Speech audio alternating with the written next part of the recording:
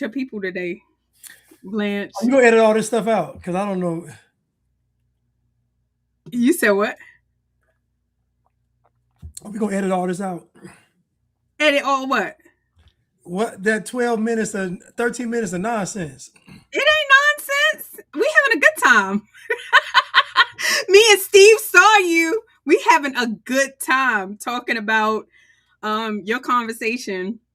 And my whole thing is if you are trying to date somebody and she's a Western girl and you want her to be pure, I love that for you. And I hope you get it. I do. I hope there's just not enough dudes that remember her from first and second grade when they were playing hump tag.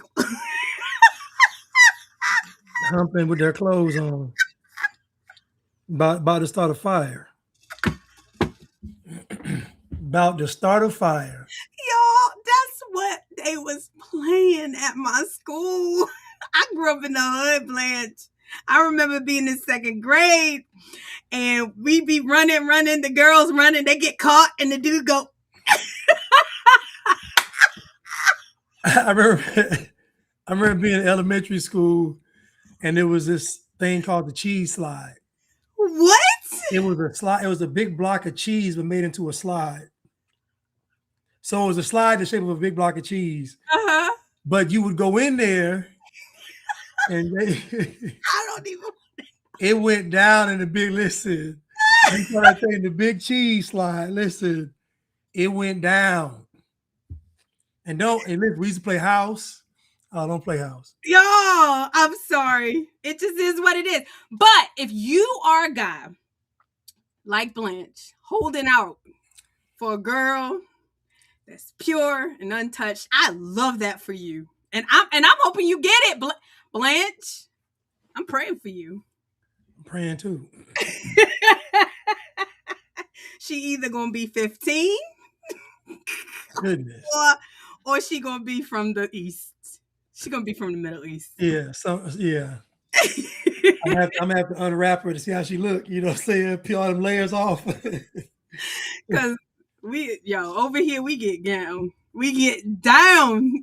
Sorry, y'all. That was funny. Anywho, you guys, thank you so much for being patient while Blanche got his team on there. Welcome to Unblacked. If you have not already, please go like, share, subscribe to our Unblacked channel. Thank you. It really helps us grow. If you have not already saw, we are rocking the merch. You can find this on Blanche's channel. Not Black, we're free. And go follow Blanche on Blanche. You shout out your stuff. Well, y'all can follow me. You know that he is Blanchard on YouTube.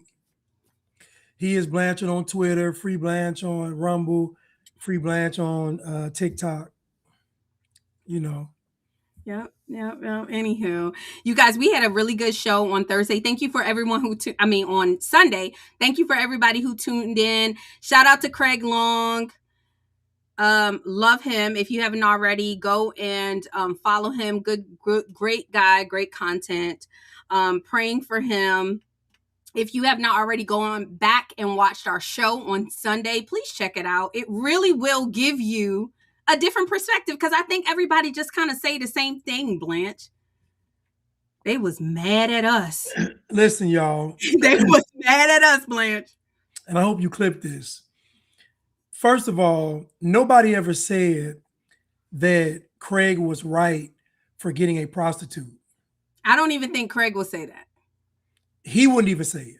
So nobody ever excused his actions. No one ever said that he was right. No one ever said that he was morally right. No one said that. No one ever said that these men were right in what they were doing. What we said was they are slapping sex trafficking and human trafficking on the regular prostitution and sex work.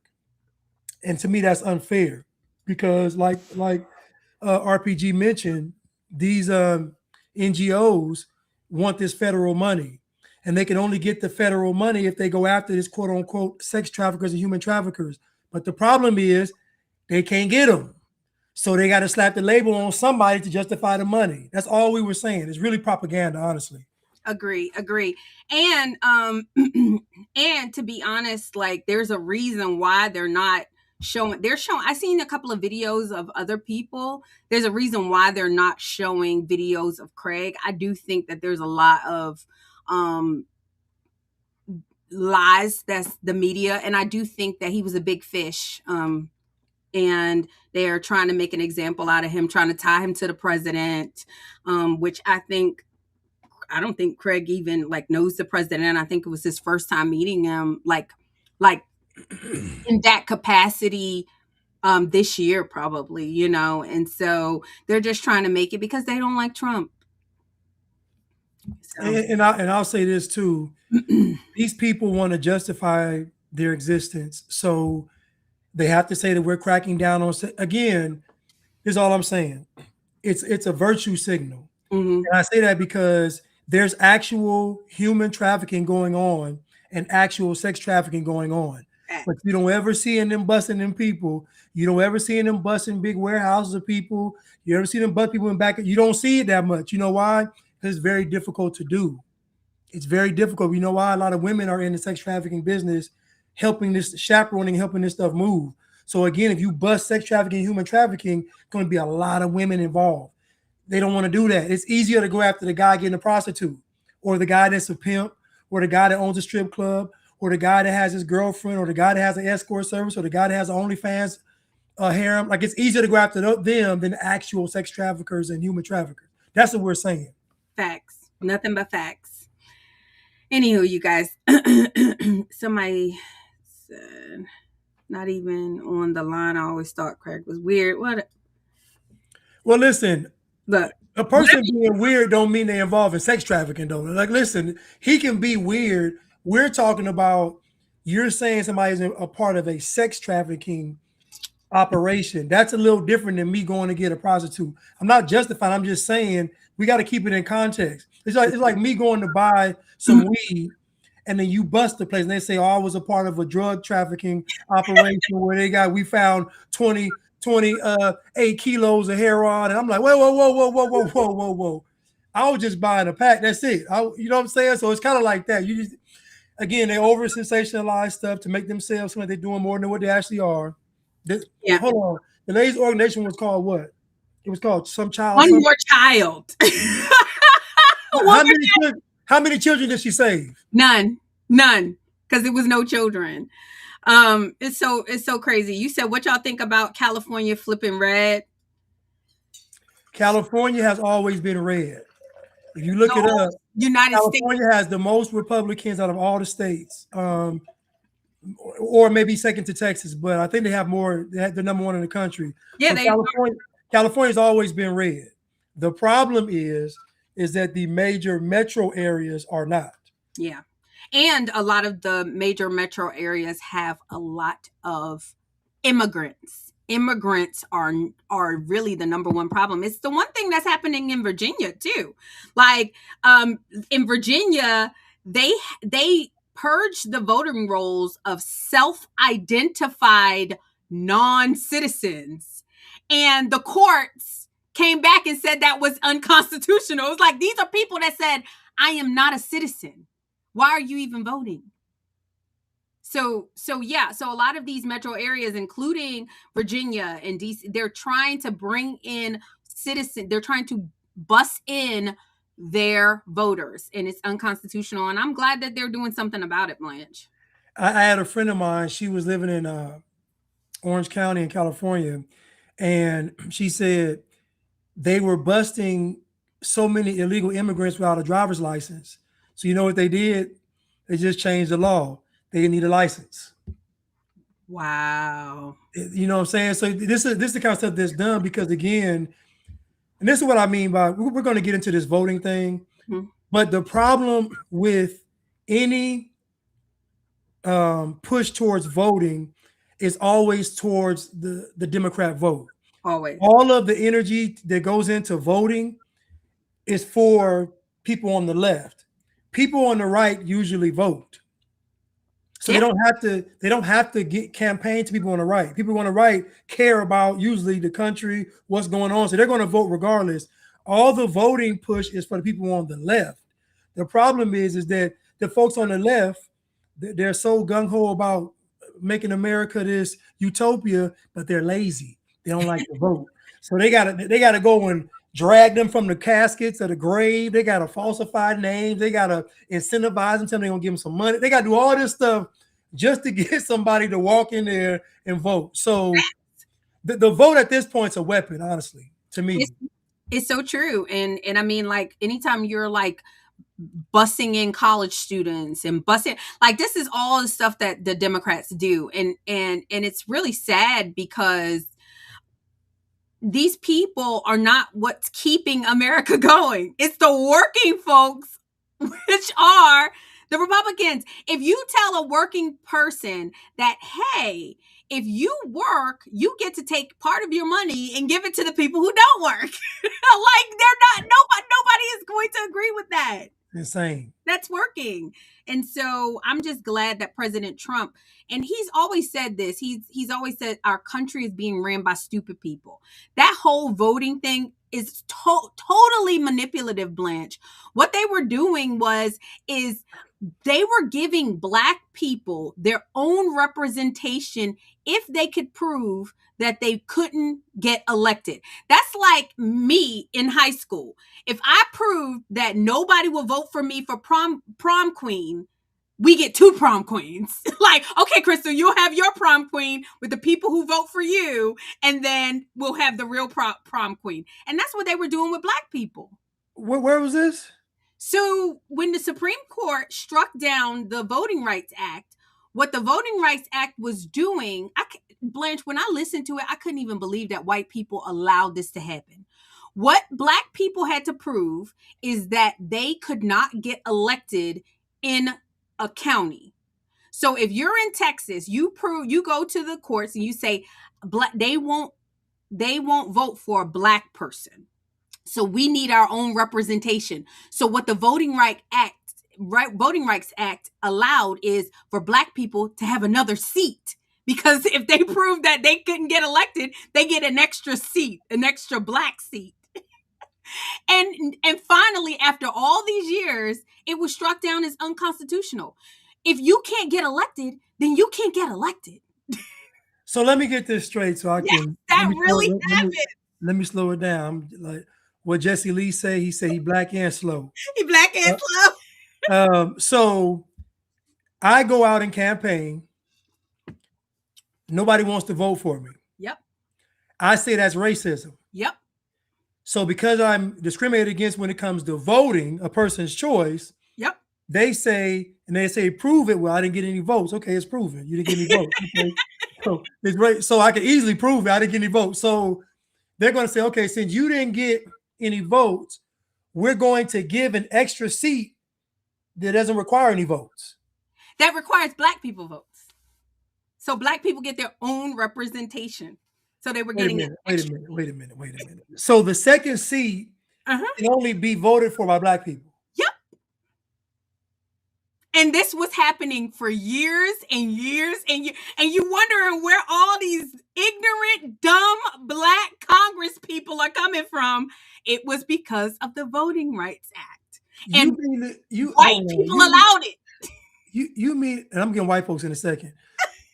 You mean to tell me that the mighty kings and queens, the people that started civilization, the people that built the pyramids, the people that claim now they built Europe, the people that did all of this great stuff, you mean to tell me they couldn't get a vote? Nope. So they had to get some charity votes. Yep. So you mean to tell me they applied socialism to voting? Yep. Hold on. So you mean to tell me Black folks were getting a welfare vote? They were getting the welfare votes. The EBT ballot? Oh, the EBT ballot. Oh gosh, Blanche, you need a shirt for that. That's exactly what was happening. I'm disgusted. Yep. That's exactly what was happening. I'm truly disgusted. And shout out to President Trump. He had a chance to look at, like, Like, who would allow this in any functioning country? Who would allow this? Black people, y'all are pathetic. I'm Yeah. serious. Like y'all are like the stuff that you all accept, it's just pathetic. Like y'all don't have any, you don't have any no kind of scruples, no kind of honor. Have ye no honor? Goodness. And my thing also is that you had this Voting Rights Act for what, 40 years, and you did nothing with it. You didn't make any ghetto or any hood profitable. There has not been a single hood that has improved under your extra congressional seat. Like, not a single one. The only time the hood gets improved is when white people move back in and invest in the hood. But then you all say that that's racism. Yep. So you want it to be a crime, drug infested, piss infested, rat infested environment for it to be black. As soon as white folks come to make it better, it's racism. Facts. And it's so sad. I remember growing up in the hood, y'all, and my area where I grew up, my block, it got gentrified. But in between the gentrification, you're trying to get rid of the blacks to bring in all the whites. And my landlord at the time, this is verifiably true, had planted flowers in the flower bed, right? Mind you, he had tried to plant flowers in the flower bed, but it'd be graffiti and everything. So he planted flowers to, trying to spruce up the neighborhood. Mind you, my landlord is black, y'all. He's black. The black people started pulling out the flowers, Blanche. Like, pulling them out, like in protest. So thousands of dollars or hundreds of dollars of flowers in the flower bed, he had to replace, and it because the black people were pulling it out. We used to sit on the stoop and sit on the, like black people just used to sit around. So he started putting like thorns and stuff, to kind of make it so you just can't sit out there. People was graffitiing, trying to get rid of him, making it nice. That happened verifiably. Anybody that's from my hood, y'all know that happened. It's I'm speechless about those. Listen, those votes have me speechless. Yep. Getting an extra seat because you can't get any votes is it should have been struck down. It should have never happened. It should have never happened. But white people, y'all are cooked. Y'all are cooked. If we live in a world where white people allow this to continue to happen, and y'all mad because President Trump ain't letting it happen under his watch, but if y'all allow that to, y'all are done. Y'all are cooked. Listen, dear white people, if you all lose all your power, it's over for everybody. You know that, right? You know it's gonna be over, right? Because once y'all leave the gate, all the heathens and monsters are coming in. So it's just I'm just telling y'all, there's no, as my boy says, soft landing in all of this. The weaker you all are, the more you're going to get terrorized. What I'm saying is that if you all are weak and want to stay in your house, stay with your family, they're going to come and get you. Yep. They're not going to let you live peacefully in your house, in your cul-de-sac, in your neighborhood, and barbecue and wave the American flag. They're not going to let y'all do it. They're going to terrorize y'all. So I'm telling you, you might as well fight now. I'm just telling you. It's so true. It's so true. They didn't like when Nick Fuentes was making fun of the TPUSA alternative halftime show. And the guy, I thought it was a beautiful song, but Nick Fuentes was like, I'm sorry, white people, because the guy was like, I just want to pet my dog, cut my grass. And Nick Fuentes said, if you want to do that, you need white people in charge. It was like, I'm sorry, you just can't hug your dog and cut your grass without white people in charge. I was hollering. That's actually true, though. It's the truth. It's true. Everybody else is trying to kill y'all. I mean, I'm serious. Look at Europe. Y'all giving DEI, y'all giving these black people everything. You give them welfare, you give them everything. It's never enough. They are going to take everything from you, destroy you, and blame you. We have a comment from the chat. She said the chat said they didn't strike it down. They didn't strike it down. They just said you have to prove racism. Redistricting can happen for political reasons, but not racial. It has to be challenged and proven, not assumed as in the past. So they didn't. So you're telling me they didn't actually strike it down. They just said you got to prove race. You got to prove it. I'll have to check that, chat, because they did. I think they did. They struck down the Voting Rights Act, which the Voting Rights Act, that's what you did. So they said, so the Voting Rights Act actually said you have to prove racism. So what people were doing was just going and saying, see, I can't get elected. Right.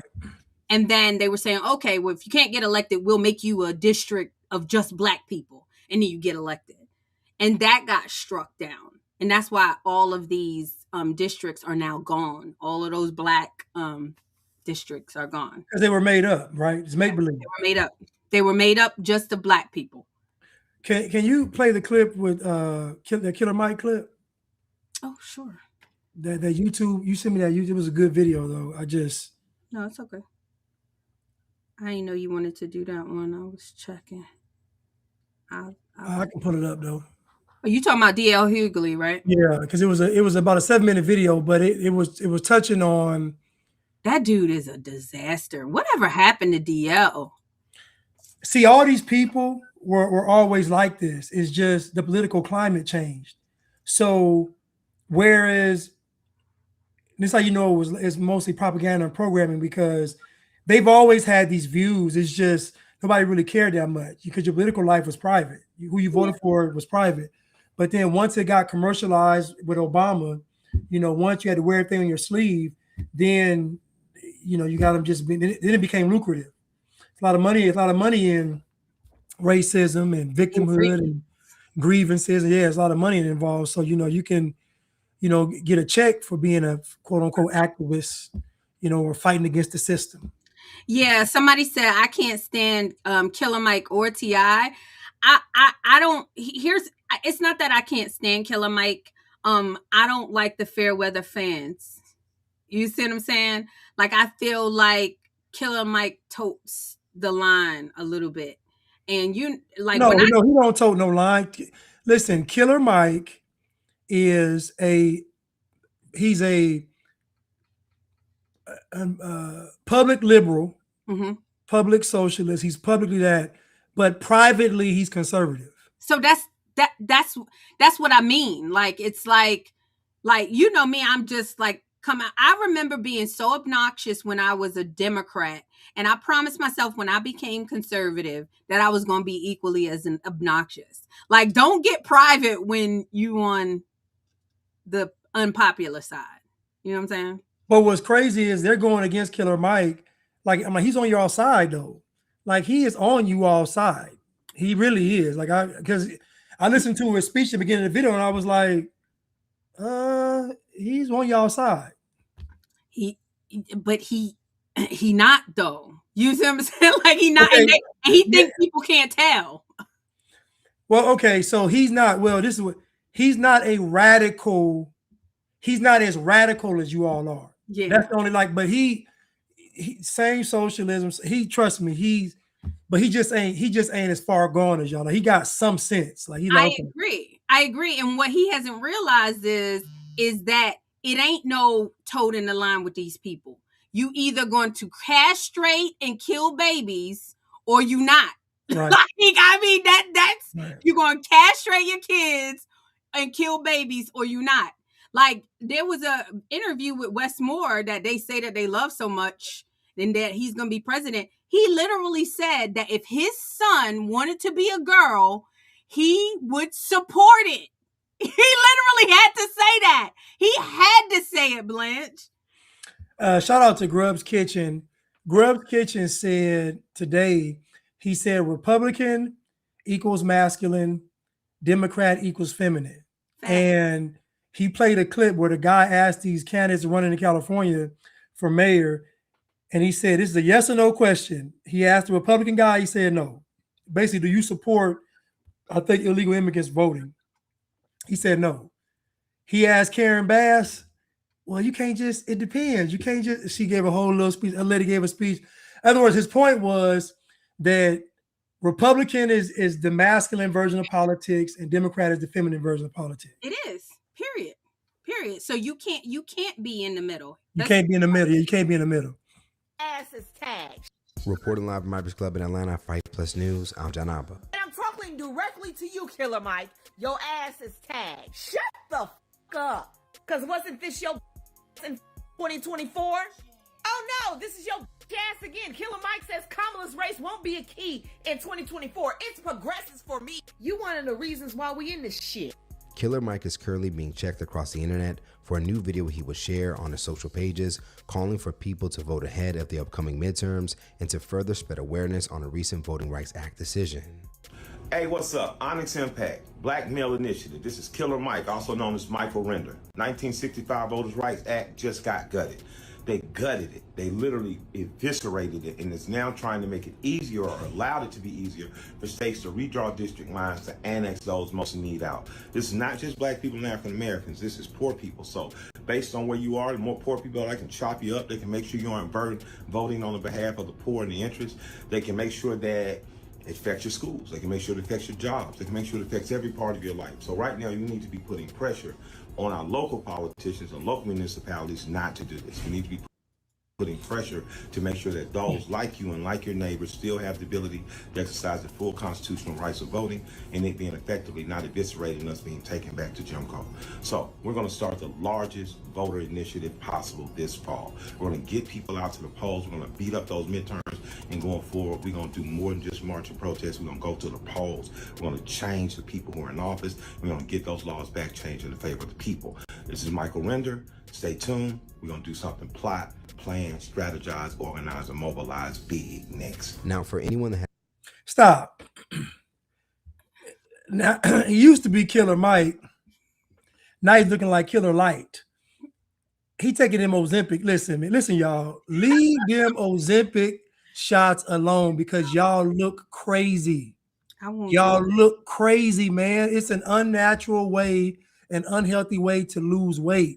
Stop cheating. Put them wings down, man. Stop eating.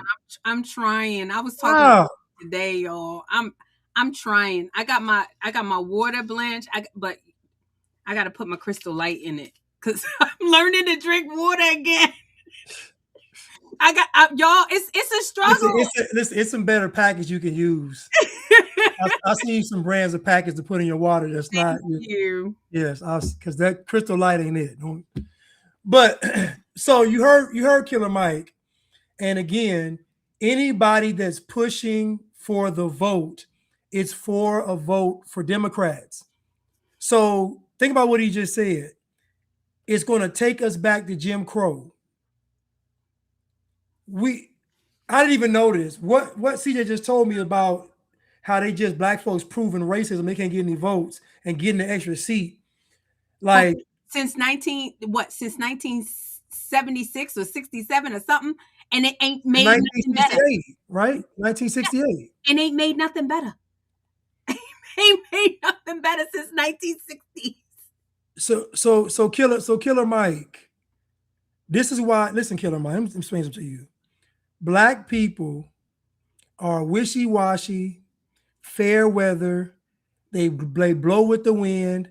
Nothing is set in stone with black people. They'll love you today, hate you tomorrow. That's why you can't listen to them. You can't try to appeal to them. You just try to appeal to them, and what they do, they chopping you up. It's true. So come on over to you're already losing the fat, so lose the black. Come on over to our side. Come on over to the unblack side. Just jump head first in it because, I mean, the facts is white people let black people do this. And look at the results, y'all. Y'all mad at President Trump because he is trying to fix stuff. But what did y'all do? So let's say he didn't continue to do it. What were y'all going to do with those seats like indefinitely. Things have not been better. Same thing with the DEI that got struck down.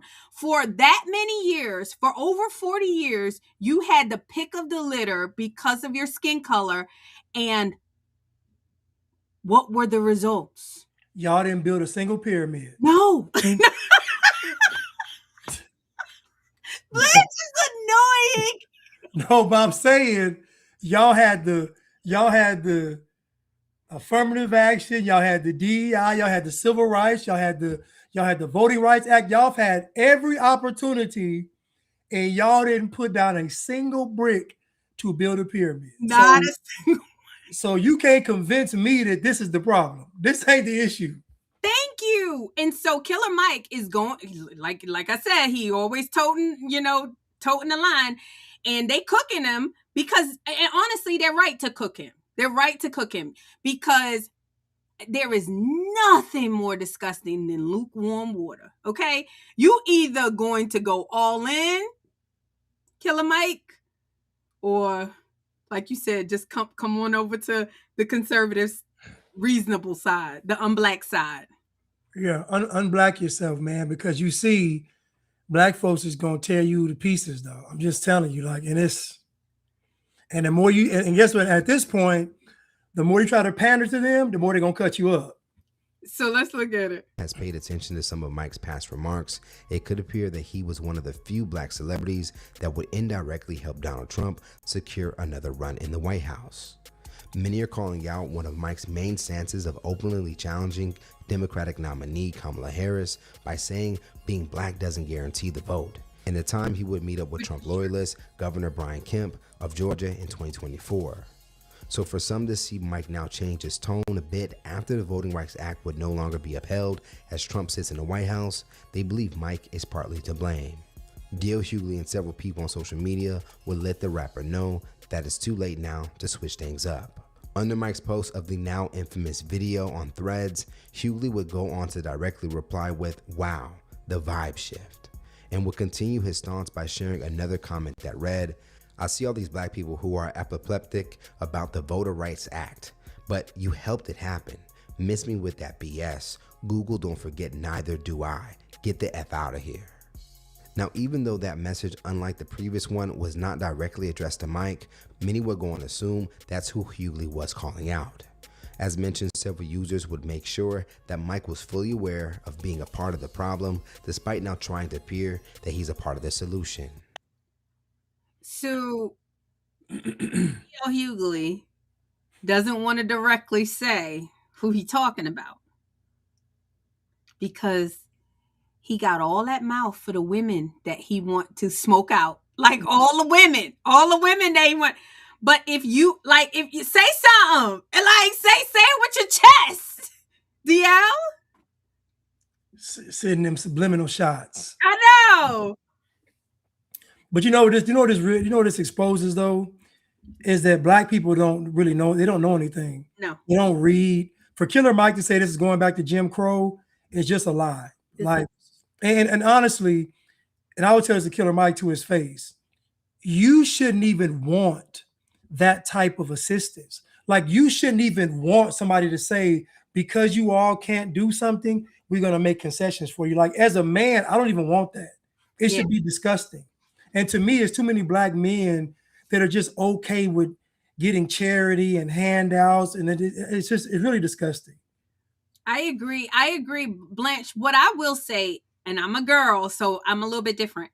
I am a let's try it, right? So, like, if you say that racism won't allow black people to be represented, I understand why white people said, okay, here's your own district and let's see what you do with it. After 60 years of doing nothing. 32. Of doing nothing. 58 years. Okay, thank you. We're going to take it back. I would have took it back after 10. White people don't want to admit that white people have been kind to black people. White people, including President Trump, even when the Rainbow Coalition was going through in New York City, he let them rent his buildings for free. Like, mind you, let him, because he thought, okay, they're saying that they're being mistreated. Let me try. I think President Trump at 70 something was like, look, y'all playing games. Nothing is working. We're giving y'all all this stuff. We're giving you welfare. We're giving you Section 8. We're giving you food stamps.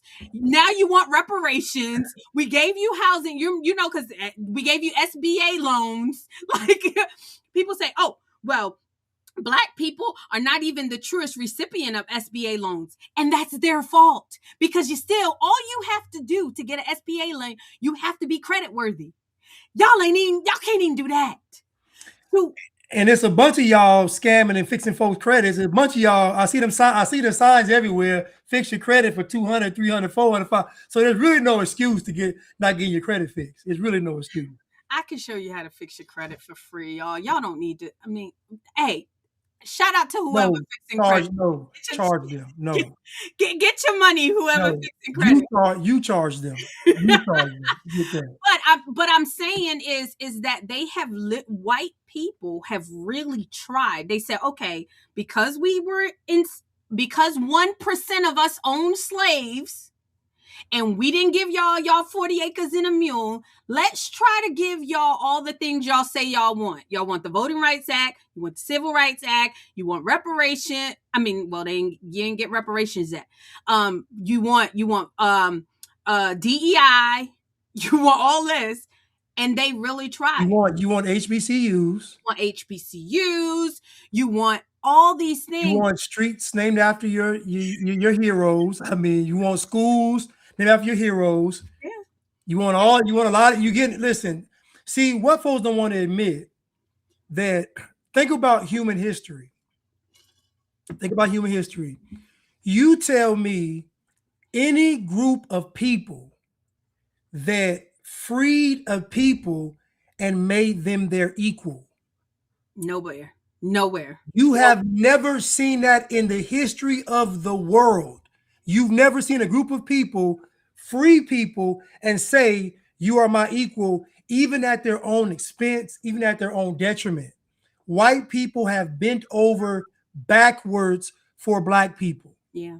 Just for you all to become the third people of color in the country, because you're behind the Hispanics now. So think about it. Y'all were in second place. Y'all had second place, sold up and locked up. No, but then you said, you know what? It's going too good. Let's invite everybody else to come over here. That's what y'all did. Y'all said it's racism. We got to invite some more folk over here because we believe there's going to be safety in numbers. You know, we got more people. And guess what they did? They didn't really side with y'all. Nope. Well, you can't side with. What you gonna side with, Blanche? Well, you're right. These people ain't crazy. I mean, you're gonna side with people who killing each other, people who aborting their babies, people who throw trash out on the streets, people who don't want to read, write, do math on grade level, whose kids is robbing people. Like, how can you side with Black what it is right now? I'm literally talking to Black people right now that got good sense, the few of y'all. Like, how y'all mad at me and Blanche?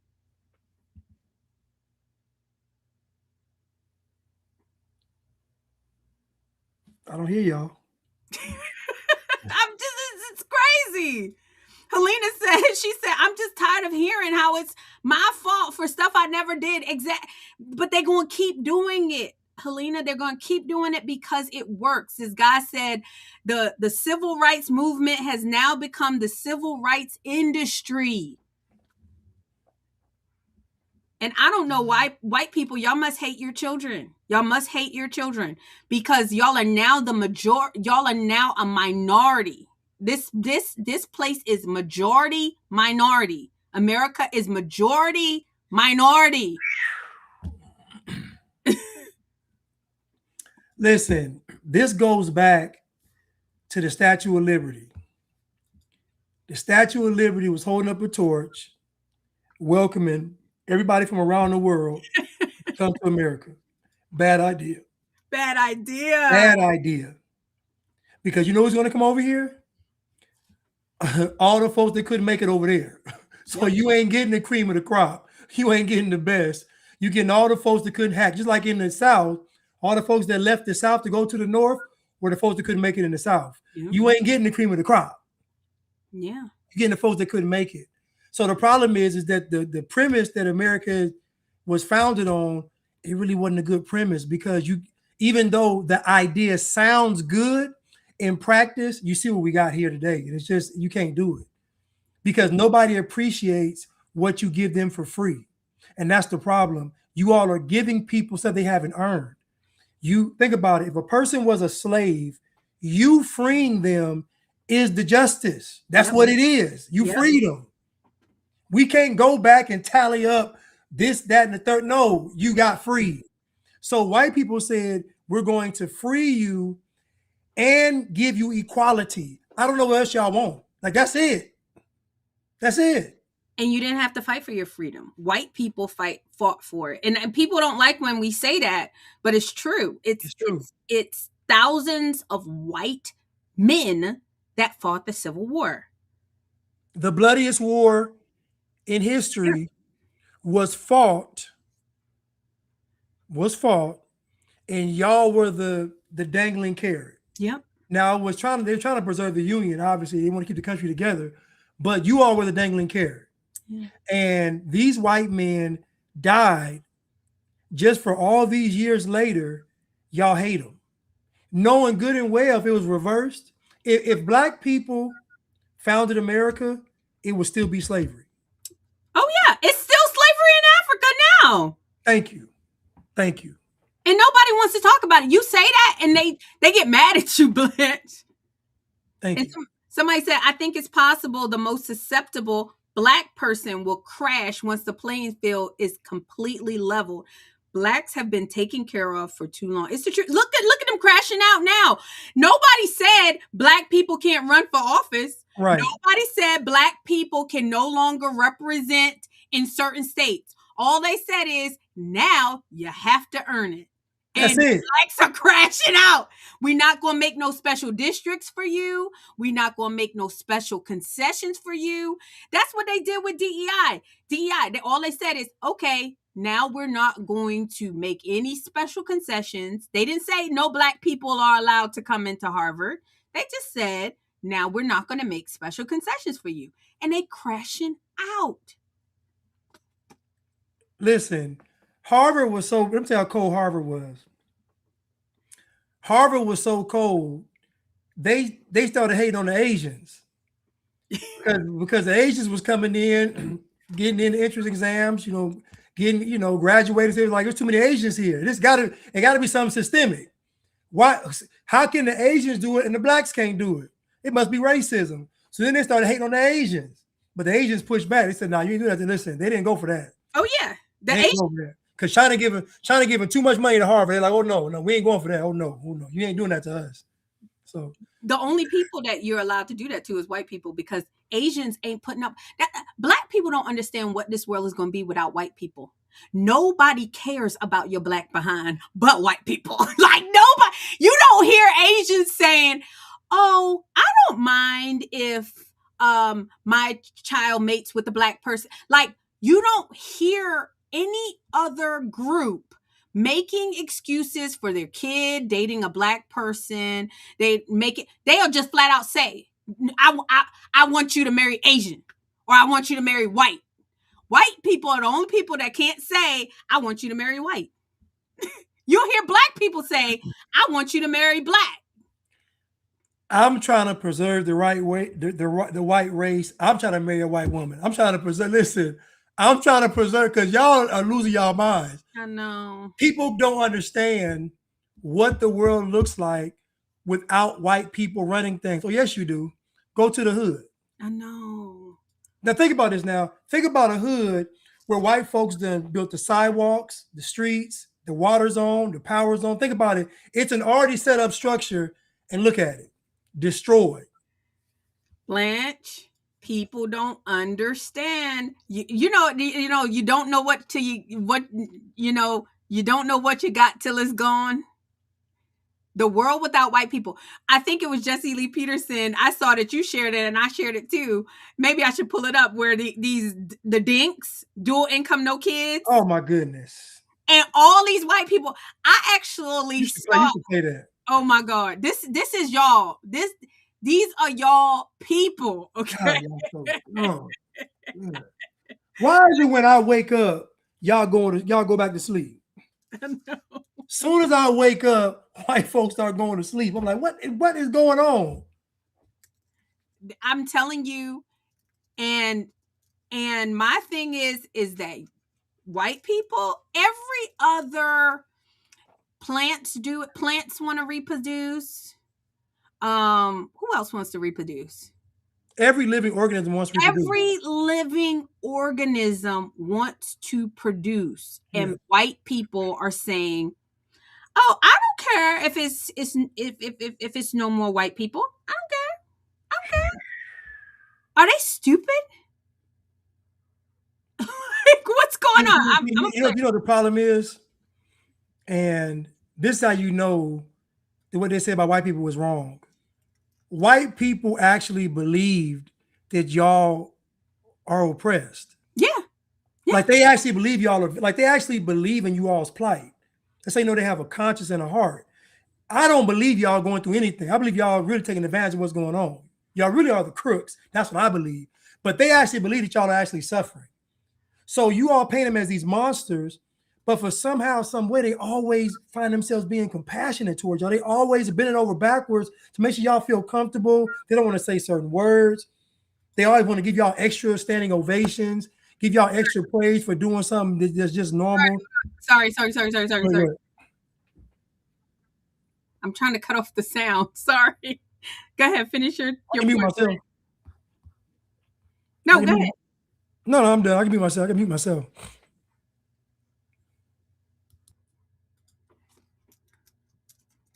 No, because I'm trying to find that thing. And, like when you go Instagram, it immediately comes on. But, y'all, we got to see. Hold on. Let me, will I be able to put it up? Can I put it up on my end? Sure. But I have it. I just didn't think that it was going to go like that. Sorry. I couldn't believe it. I couldn't believe that they were sitting up here laughing at their bloodline being gone.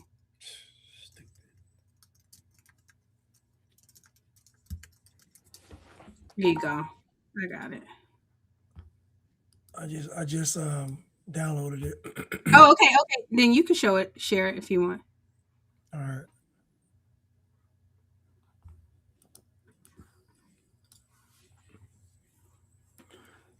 Okay, let me see if I can do it.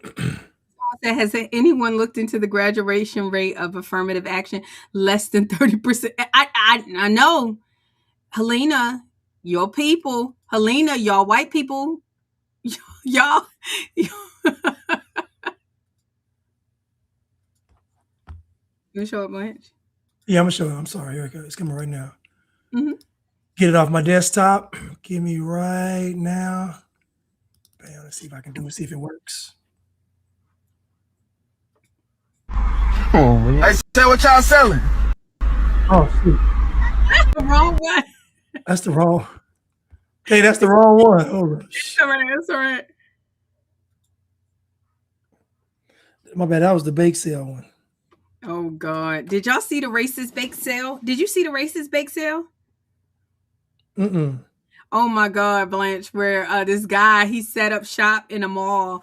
And he was like, hey, if you're black, you pay 50 cents. If you're Asian, you pay $1.25. If you're white, you pay $1. And people were like, that's messed up. He was like, why is it messed up? But he said that's essentially what DEI is. Like, it is.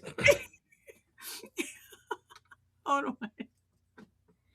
You guys maybe I didn't save it. I thought I saved that video. I didn't save it. I mean, it's okay if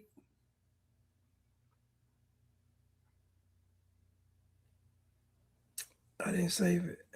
It's on my stories. Hold on, I have it. It's on my stories. I can play it. I got it. Got it. All right.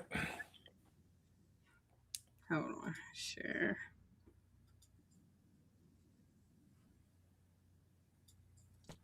Income, no kids. Lifestyle had gained popularity among young couples choosing not to have children. Watch this from TikTok. We're gonna get asked daily when we plan on having kids. We're dinks. Of course we're gonna go out to eat every night after work. We're dinks. We don't have to ask our family for financial help or to watch our kid when we want to go out. We're dinks. We're gonna go to Costco and buy all the snacks in bulk that we want. We're dinks. We have disposable income to spend on whatever we would like and don't have to spend on a kid. We're dinks. I'm gonna go to every football game and play 18 holes whenever I want. We're dinks. We don't need to find a sitter or rope our family into babysitting when we want to go out for the night. We're dinks. We're gonna be told the only way that we'll ever be fulfilled in life is by having kids. We're dinks. We go to Trader Joe's and workout classes on the weekend. We're dinks. We're already planning our European vacation next week. Dinks. We get a full 8 hours of sleep and sometimes more. The white men sound just like the white women. There's no difference in sound and personalities and ideas. They become one. And you're not dinks. You're dumb. You are. You should be saying, we're dumb. We're not going to have kids. We're dumb. We're just going to go to Costco. We're dumb. We know that the people of color try to destroy us. We're dumb. We're going to become enslaved in our own country. We're dumb. We're going to get married, but no kids. And so there's no reason to really get married. Those But we're men, dumb. I'm sorry. those men are getting terrorized. When I tell you when I tell you emasculated, they are. You see, they look defeated, And they look overweight, soft, soft. no backbone, just totally emasculated. Just Dad, the dumb dad that got, just got, bombs got a the dad ball. got a dad bod with no kids. Ain't that crazy? That's crazy. The whole truth. The dumb dad. I mean, this is what y'all got, where dad's a blibbering idiot, mom's the boss. They got you to cut off your bloodline. White people, like he said, you're gonna become a slave in your own country. Do you know that in Egypt, when God, let's talk about the Bible, Pharaoh enslaved Israel because they became more in numbers. Yeah. The more you are, the less you are able, or less likely somebody is able to overtake you. So you wonder why white people are being overtaken in this country. President Trump trying to give you a hand. I mean, like, he's trying to pay y'all to have babies. I mean, like, the Trump account is giving you $1,000 to have, like, because he understands it and y'all keep fighting him every step of the way. I don't think y'all understand what the world looks like without white people. and you see it because places where white people are absent is terrible. Facts. But just think about this for a second. Think about if there aren't any white countries to mass migrate into. Because people go to the white countries as a safe haven, but pretty soon you're going to destroy them. Where are y'all going to go? What are y'all going to do? You have white people in the mountains, in the jungles, in the caves. Then what y'all going to do then? They're going to be building the best caves, and then the black people the kids. They're going to build the black people's, I'm telling you, y'all are going to say it's racism. Y'all are going to say, wait a minute, how is their cave better than this skyscraper? It's racism. They done got us again, y'all. Let's go take it over. Yep. I'm telling, white people are building there's a story, you guys go look it up. There's something called Pruitt-Igoe. Pruitt-Igoe. Pruitt-Igoe was a housing complex that was built, and it was going to be free for all of the Black and poor people. This was the first kind of project, Blanche, free. And they were like, oh, if we give them free housing, it should be great. They ended up, Pruitt-Igoe got so bad with drugs and people getting raped, they ended up having to blow it up and completely destroy it. It was the state-of-the-art real estate that they had built for Black poor people. Hold on, let me read it. Let me read this real quick. I'm glad I just pulled it up. You can share it. Hold on, let me see if I can. Hold on, let me. This experiment has been done, Blanche. Giving people stuff don't work. How do you change? I just share it. It's coming. There it go. Okay. The Wendell O. Pruitt homes and William Igoe apartments, known together as Pruitt-Igoe, were joint urban housing projects first occupied in 1954 in St. Louis, Missouri. The complex of 33 11-story high-rises was designed in the modernist architectural style by Minoru Yamasaki. Yeah. At the time of the opening, it was one of the largest public housing developments in the country. It was constructed with federal funds on the site of a former slum as part of the city's urban renewal program. Despite being legally integrated, keyword, despite being legally integrated, it almost exclusively accommodated African Americans. Although initially viewed as an improvement over the tenement housing it replaced, living conditions in Pruitt-Igoe began to deteriorate soon after completion. So hold on. So that means once they cut the ribbon on the bow, once they laid the final brick, once they got the champagne bottle and hit it on side of, once they were done with the building of the Pruitt-Igoe housing projects, it started to deteriorate. So you all understand how hard it is? Because normally when you get something new, you enjoy it for at least a couple of weeks. Not Black people. Not Black people. Not multiple Black people. Let me not say that. Not multiple. Black people in numbers is a problem. Okay, let me keep going. Keep going. By the mid-1960s, it was plagued by poor maintenance and crime, particularly vandalism and juvenile delinquency. Numerous initiatives to reverse the decline failed, and by 1970, more than 2/3 of the complex was vacant. Demolition of the complex began in 1972 with a televised implosion of several of the buildings. Boy, they were done with y'all. They were so done with y'all. They said, we're gonna blow this up on TV. Look at the dates though, Blanche. The dates are so important. Over the next 4 years, the rest of the complex was vacated and demolished.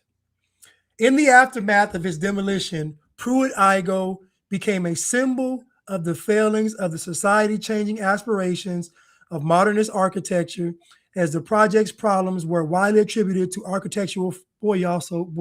Listen. They said it was built wrong. Oh my! I'm sorry, y'all. I'm sorry. It caught me off guard.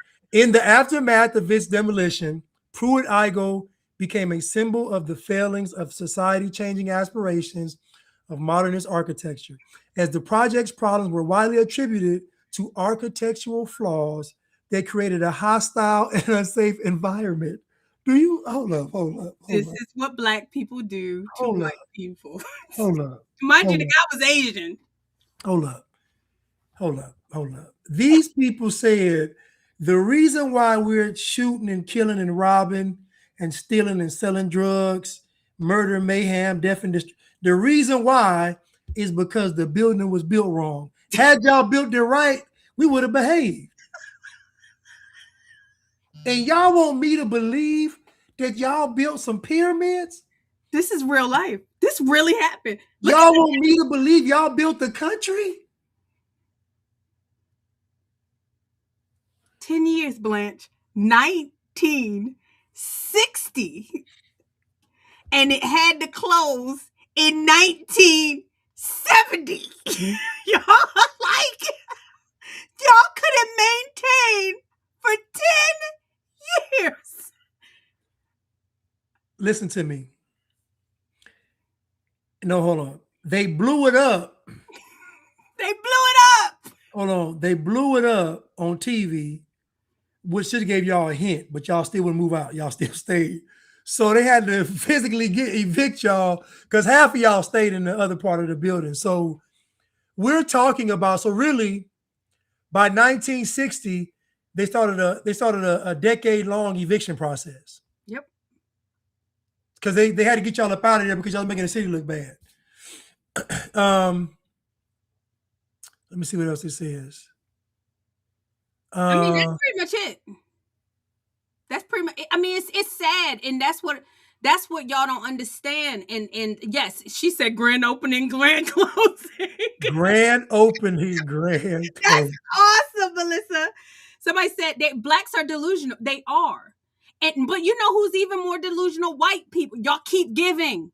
They state-of-the-art housing. State of the art. And when I watched the video, you got to watch the video. The Asian guy talks about it and he's so ashamed. He said it's the worst accomplishment he ever did in his life. Worst accomplishment. Because they really thought that they could help black people. I'm going to finish reading this and we can continue. But critic Charles Jenks described its demolition as the day modern architecture died. More recent appraisals have placed a greater emphasis on St. Louis's precipitously declining population and fiscal problems with the local housing authority. The architectural review states in a summary of the modern consensus that the project was doomed from the outset. As of 2024, a large portion of the Pruitt-Igoe site remains vacant, although new development is pending. So I want you to think about this now. Think about Minoru Yamasaki. think about this man, right? Think about this man and think about them blaming him essentially, and not what black folks did. So now this guy is walking around really thinking that he did something wrong. Mm-hmm. And I'm like, he built you all a masterpiece that you all started to destroying. As soon as the doors open, y'all start pissing in the hallway. This is what black people do. What they do is they play on people's good nature. Yeah. They play on people's sensibility. This is what they do. Yeah. You'll do something good for them and they'll tell you that what you did was too good for them and it caused them to act a fool. Federal funds. Federal funds. 33 high-rise. The government built 33 state-of-the-art high-rise buildings just for black people, and y'all are talking about reparations. This wasn't just done in St. Louis. This was done all over the country. The government building you all state-of-the-art housing, and y'all are paying $5 a month. Yep. And y'all come back after you destroy it and say, we want reparations. I'm sorry, Daddy's talking right now. I mean, Blanche, you giving it to them. It's the truth. It's unacceptable. It's unacceptable. And I'm going to say this right now. Y'all, if you all were in the position of white people, America would have been communist and slavery would still exist. If black people were in charge of America, it would be the worst country on the planet. The worst. Worse than South Africa. It would be worse than any country you can imagine.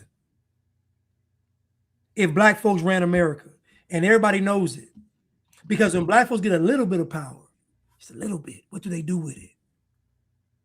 What they do with it? Obama got a little bit of power. He passed the most LGBTQ legislation in history. A little bit of power. He divided the country. Look what Obama did in his 8 years with a little bit of power. Yeah. And white people, y'all gotta stop feeling guilty. Y'all got, because the people who suffer is us. I mean, it's like we got some sense. We suffering. People, we suffering. Somebody said, "I know that ain't no FUBU hat." I said the same thing on the Unblack show. He got a FUBU hat.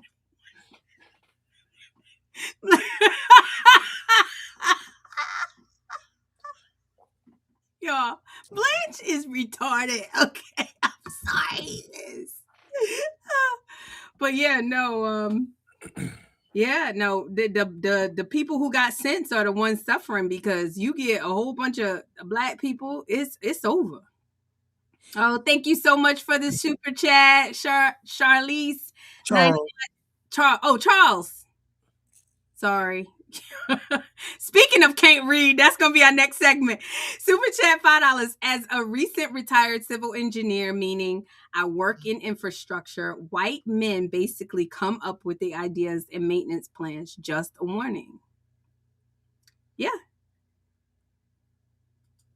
You mean to tell me black people don't? All them pyramids they built? All them pyramids? All them pyramids y'all built, and y'all can't even live in a high-rise, state-of-the-art. Do y'all understand that this guy poured his heart and soul into that? Yeah. He poured his heart because he's thinking this is going to turn the tide. Yeah. Once I build this is going to turn the so everybody had hopes and dreams and aspirations for this to turn the tide for black folks. And y'all immediately, soon as the door was open, y'all immediately start pissing in the hallway. Yep. But it happens with everything, though. Like everything. So this is Pruitt-Igoe is just one example. Right. I mean, like it happens with everything. Like where I am in Maryland, like people pay $27 a month, and then you go through, like literally, I know people paying $27 a month, and you go through the neighborhood. Their kids are out of control. Their sons and their daughters can't keep the place. The carpet is a mess. The shade, you always know it's a mess when the blinds are ripped. How are the blinds ripped when you're paying $27 a month? So Pruitt-Igoe was an example back then, but Blanche, we can use example after example after example here. My heart goes out to this guy because I know he did it with like the purest of intentions. Yeah. And he said, we're going to give them the best because the thinking is they're oppressed, they're victims. Okay. So I'm going to put my muse, my masterpiece for these people, and black people just spitting that man. It's actually tragic. It's tragic. I mean, it hurt. It breaks my heart because they interviewed him after, and like you see the like weight on his face, and he's like, it was the worst. His worst accomplishment. I'm like, 33 billion. Who could do that? And then if he had honestly, Blanche, if he had just built a little crappy place for them to live, they would have drug him and said, you built the worst place for us to live. So it didn't matter. He couldn't win because you can't give black people nothing. You really can't. They didn't fight for their freedom. And look what they do with their freedom. They didn't fight for pretty much anything. Well, think about children of Israel. Yeah. That was part of their problem because you know what? They didn't really deserve freedom. Yeah. God was merciful and freed them, but if you think about it, they didn't deserve freedom. And usually when somebody doesn't deserve something, they behave worse than if think about it, they behave worse free than they did as slaves. Yep. And so even black folks today, black folks behave worse free than in slavery. And so we see that you're right. You can't do anything for them because they don't deserve it. That's the thing. Like you don't deserve it. And honestly, to want something you have not earned is bad in itself anyway. You shouldn't even want it. Like you shouldn't. You know what? If I didn't earn it, I don't even want it. Yeah. But you all will take it and destroy it, and still the articles will read that it wasn't y'all fault. I know. It was the architecture. Could you imagine you pouring your heart and soul into something and all the headlines read you built it wrong? I know. God. Yeah.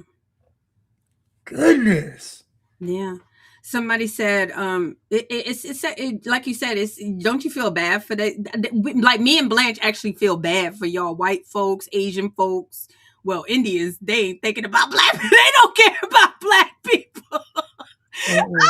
When you go to their country, they just like y'all. Yeah, Africans, they ain't thinking about y'all. Listen, the funny thing is, the folks that act the most like y'all don't care about y'all. The Indians and Africans, they don't fool with y'all at all. No, and I don't blame them. It said you used to live in Philly, and when you visit the hood in Baltimore, I mean, it's bad, y'all. It's really, really, really, really bad. So speaking of not reading, Blanche, you want to do that story, and then we'll get out of here, y'all. This is pretty funny. Hold on, I got a comment.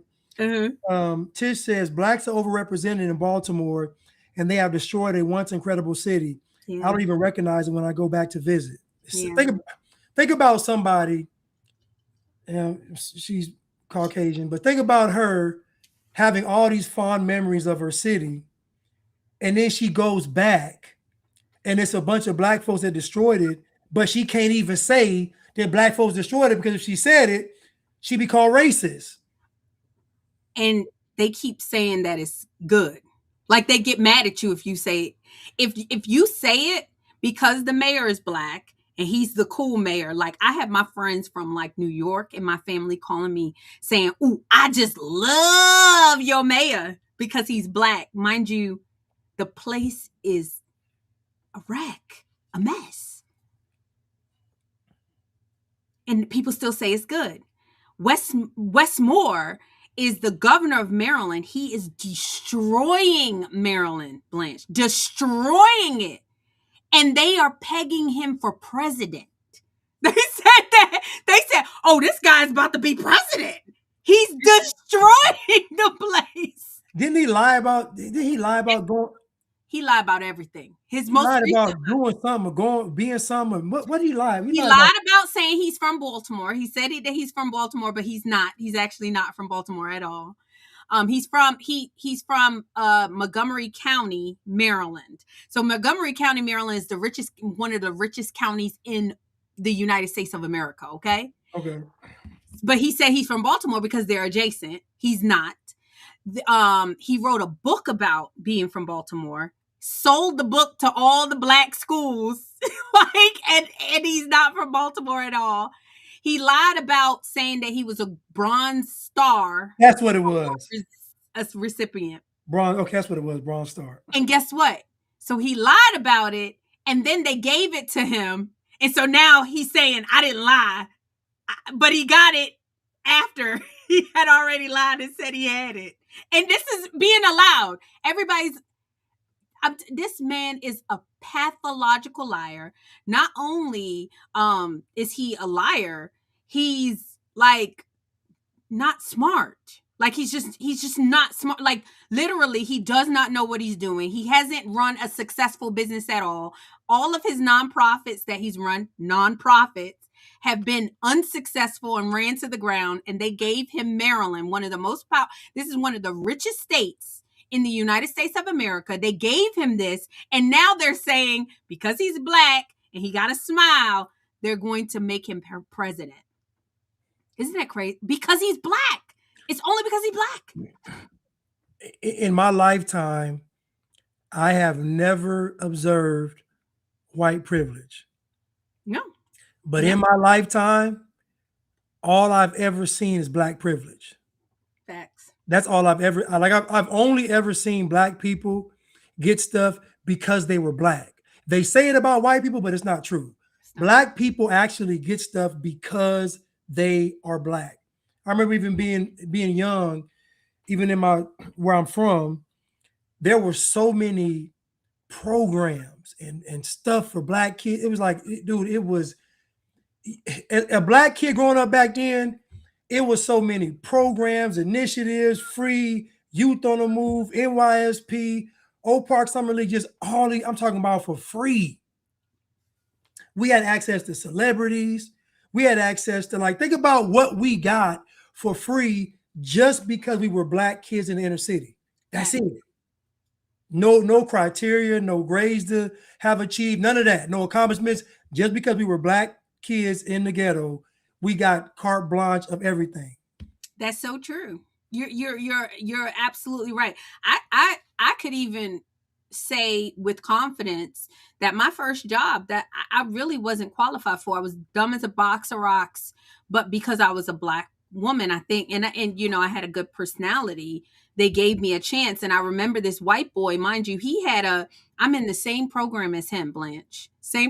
He had a master's from like some big college, and I graduated from HBCU. And he was like, "How'd you get here?" And I was like, "You racist." But he really probably wanted to know, how the hell did I get here? And I'm like, "You racist. What you mean how I get here? I'm smart." I was not, Blanche. I didn't know anything. And he knew it. How could you not know it? And black and white people are suffering. They're watching us win, and they sitting here like, and they're watching Wes Moore as the governor. You gotta see PBD. Wes Moore was on PBD, Blanche, and Wes Moore is trying to explain to PBD how he's gonna get businesses in there, and PBD is like this. I want to see that clip. Hold on, I'll show it to you, because PBD is like, huh? Like that's not like what? But you can't say it. You're not allowed to say it. White people are suffering. Hold on, I'll show you the clip. You're gonna be like, what? PBD Westmore. Let me show you. Look, we taking the. I need to change the. And I know PBD is like, huh? What? Because basically PBD is asking him if Florida. Hold on. Okay. So let me share with you guys. So PBD is basically asking Westmore a very simple question that a governor should be able to answer. Just a low ball question. Low hanging question. So he said, "Governor, you have an opportunity to capitalize on people leaving New York because of Mom Domney." He said they're leaving New York and going all the way to Florida. You can say, "Hey, you don't have to go all the way to Florida. You can come to Maryland. What policies can you put in place that are business friendly?" Low hanging fruit. And he says, "Well, it's not the policies, it's the people." And Governor Moore, so PBD says, "But you know the taxes are why businesses leave." And he's like, "No, businesses stay because of the people." And what? And PBD is sitting there like, Blanche, PBD is sitting there suffering through this. Suffering. Oh, text how to track. Okay, here we go. Maryland's economic base. And it's been like that for a very long time. One of the things that I've been focusing on is saying, what are we doing to diversify our economy? Because we cannot simply rely on who's sitting in the Oval Office. Or if you look at the fact that, you know, in the past year, I've had over 31,000 people fired, federal workers. You know, and so that's more than any state in this country. There's been no state that's been under a greater level of assault than what we've seen from this federal administration than Maryland. Which is, I mean, they were government jobs. And they weren't doing nothing. And nobody owes you a government job. Blanche, I say it all, nobody owes you a government job. Didn't they ask you all to articulate what you do? Yes. Didn't they ask you all to articulate, tell us what you do so you can keep your job? Oh, they didn't feel like they had to, Blanche. Oh, no, they did. I know. No, they did. I know. So hold on. So PBD says, hold on. You know, New York is royally screwing up. Now, you may not say it because, you know, it's party lines and, you know, some of the stuff that... I don't do party lines. Okay, so I'm just saying they're really screwing up, and I don't know if you would agree with that or not. They're losing business. I don't do party lies. Boy, he told that lie so quick. Goodness. But this is why this white people, and mind you, PBD is not white, but they suffer because they're like, they know that y'all are lying. Business owners, right? New York is losing business owners, so is California. It's a lot easier for me to move from New York to somewhere in Maryland to move down here. And frankly, we've seen that, right? We've seen businesses who, for whatever reason, have chosen Maryland because they like the regional access. Have a negative net migration. It needs to be bigger than that. Yeah, it needs to be bigger than that because he said you still have a negative net migration. Yeah, because PB did his homework. I know, but stop saying that people are coming to Maryland. You have a negative net migration. People are leaving, but PPD, he's being a gentleman. He's being PPD, and I love him. I really, I applied to work for him. I did. Oh, I would, Blanche, you would be perfect. Here we go. I'll walk around. I'll go to Palm Beach, okay, and I'll run into. So, hey, where are you from? Oh, I'm from Illinois. What part? Chicago. What brought you down here? Taxes, lifestyle, safety. Really? Yeah. Where are you from? New York. Where are you from? California. It is. When I was in California, when I was in Texas, we moved to Plano, Texas, and Addison and Preston Hollow. So you run into a lot of Californians that are leaving. Here, it's a lot of New York. It's a lot of D.C. It's a lot of Illinois that you'll run into people. And you see DeSantis. DeSantis created policies that got people to say, you know what, I'm moving to Florida. And in a major way. But if you guys, a blue state like Maryland, and I think you're reasonable enough to think about ways to bring small business owners, and that you're on the stage, 2027, 2028, and it shows, hey, net migration for small business owners. Look what's going on. You're going to get conservatives who are going to be like, wait, we have to choose between who and who? Because right now, I think on paper, choosing a Democrat, 10 out of 10 times I choose you over Newsom, and it's not even close. Well, and I'll say this for me, this has nothing to do with what anyone else is doing, right? It's about what can we do to make my state win, and I know there's more we got to do. I know. What can we do? I know there's more we got to do, nigga. What you gonna do? Well, what you gonna do? You just said you don't know what to do. Keep going. The kind of hole that we had to walk into. I know we walked in with a multi-billion-dollar structural deficit, and part of the reason is because our state is very good at spending, right? If you look at the 7 years before I became the governor, spending in Maryland increased by 70%. In the 7-0. years? Yes, 7 years before I became the governor. 7-0. It's nuts, right? And GDP stayed relatively flat. That is a whole lie. And PBD, you see PBD said 70? It's a lie, Blanche. 70%. So PBD is having to, because of decorum, he's just listening to you. But you got to see this. Hold on, keep going. So I'm like, so hold on. So we were spending, we just weren't growing. Wow. And so one thing so I said, so what do you do to be able to address that? I frankly just put on my business hat and say, what do you have to do to address it? You have to control your spend. You have to increase your top line, right? You do those two things, that actually increases growth. And so that's what we've had to do. That's why, like we mentioned, for 4 years in a row, decrease the general fund within the state of Maryland, control your spend, and actually invest in industries that are going to help you to grow. So while we've made movements on those things, there is no doubt there's still more that needs to get done. And there's a measure of urgency that we've got to move at from our state that, for anyone who wants to sit there and say, oh, no, they have it all figured out, or any of these people have it all figured out, the answer is no, we don't. Because as long as you're dealing with some of those data points, it means we still got work to do. Why do you think DeSantis is winning? Blanche, but hold on. Blanche, did you learn anything from what he just said? Y'all, this is what you can do when you black. We gotta control spending. We gotta control spending, and we have to reinvest into industries that are going to move us forward. We don't have it all figured out, but nobody does. Listen, when he did this and this, black folks were sold. Black folks were sold. Y'all, I'm crying. I have tears coming out my eyes.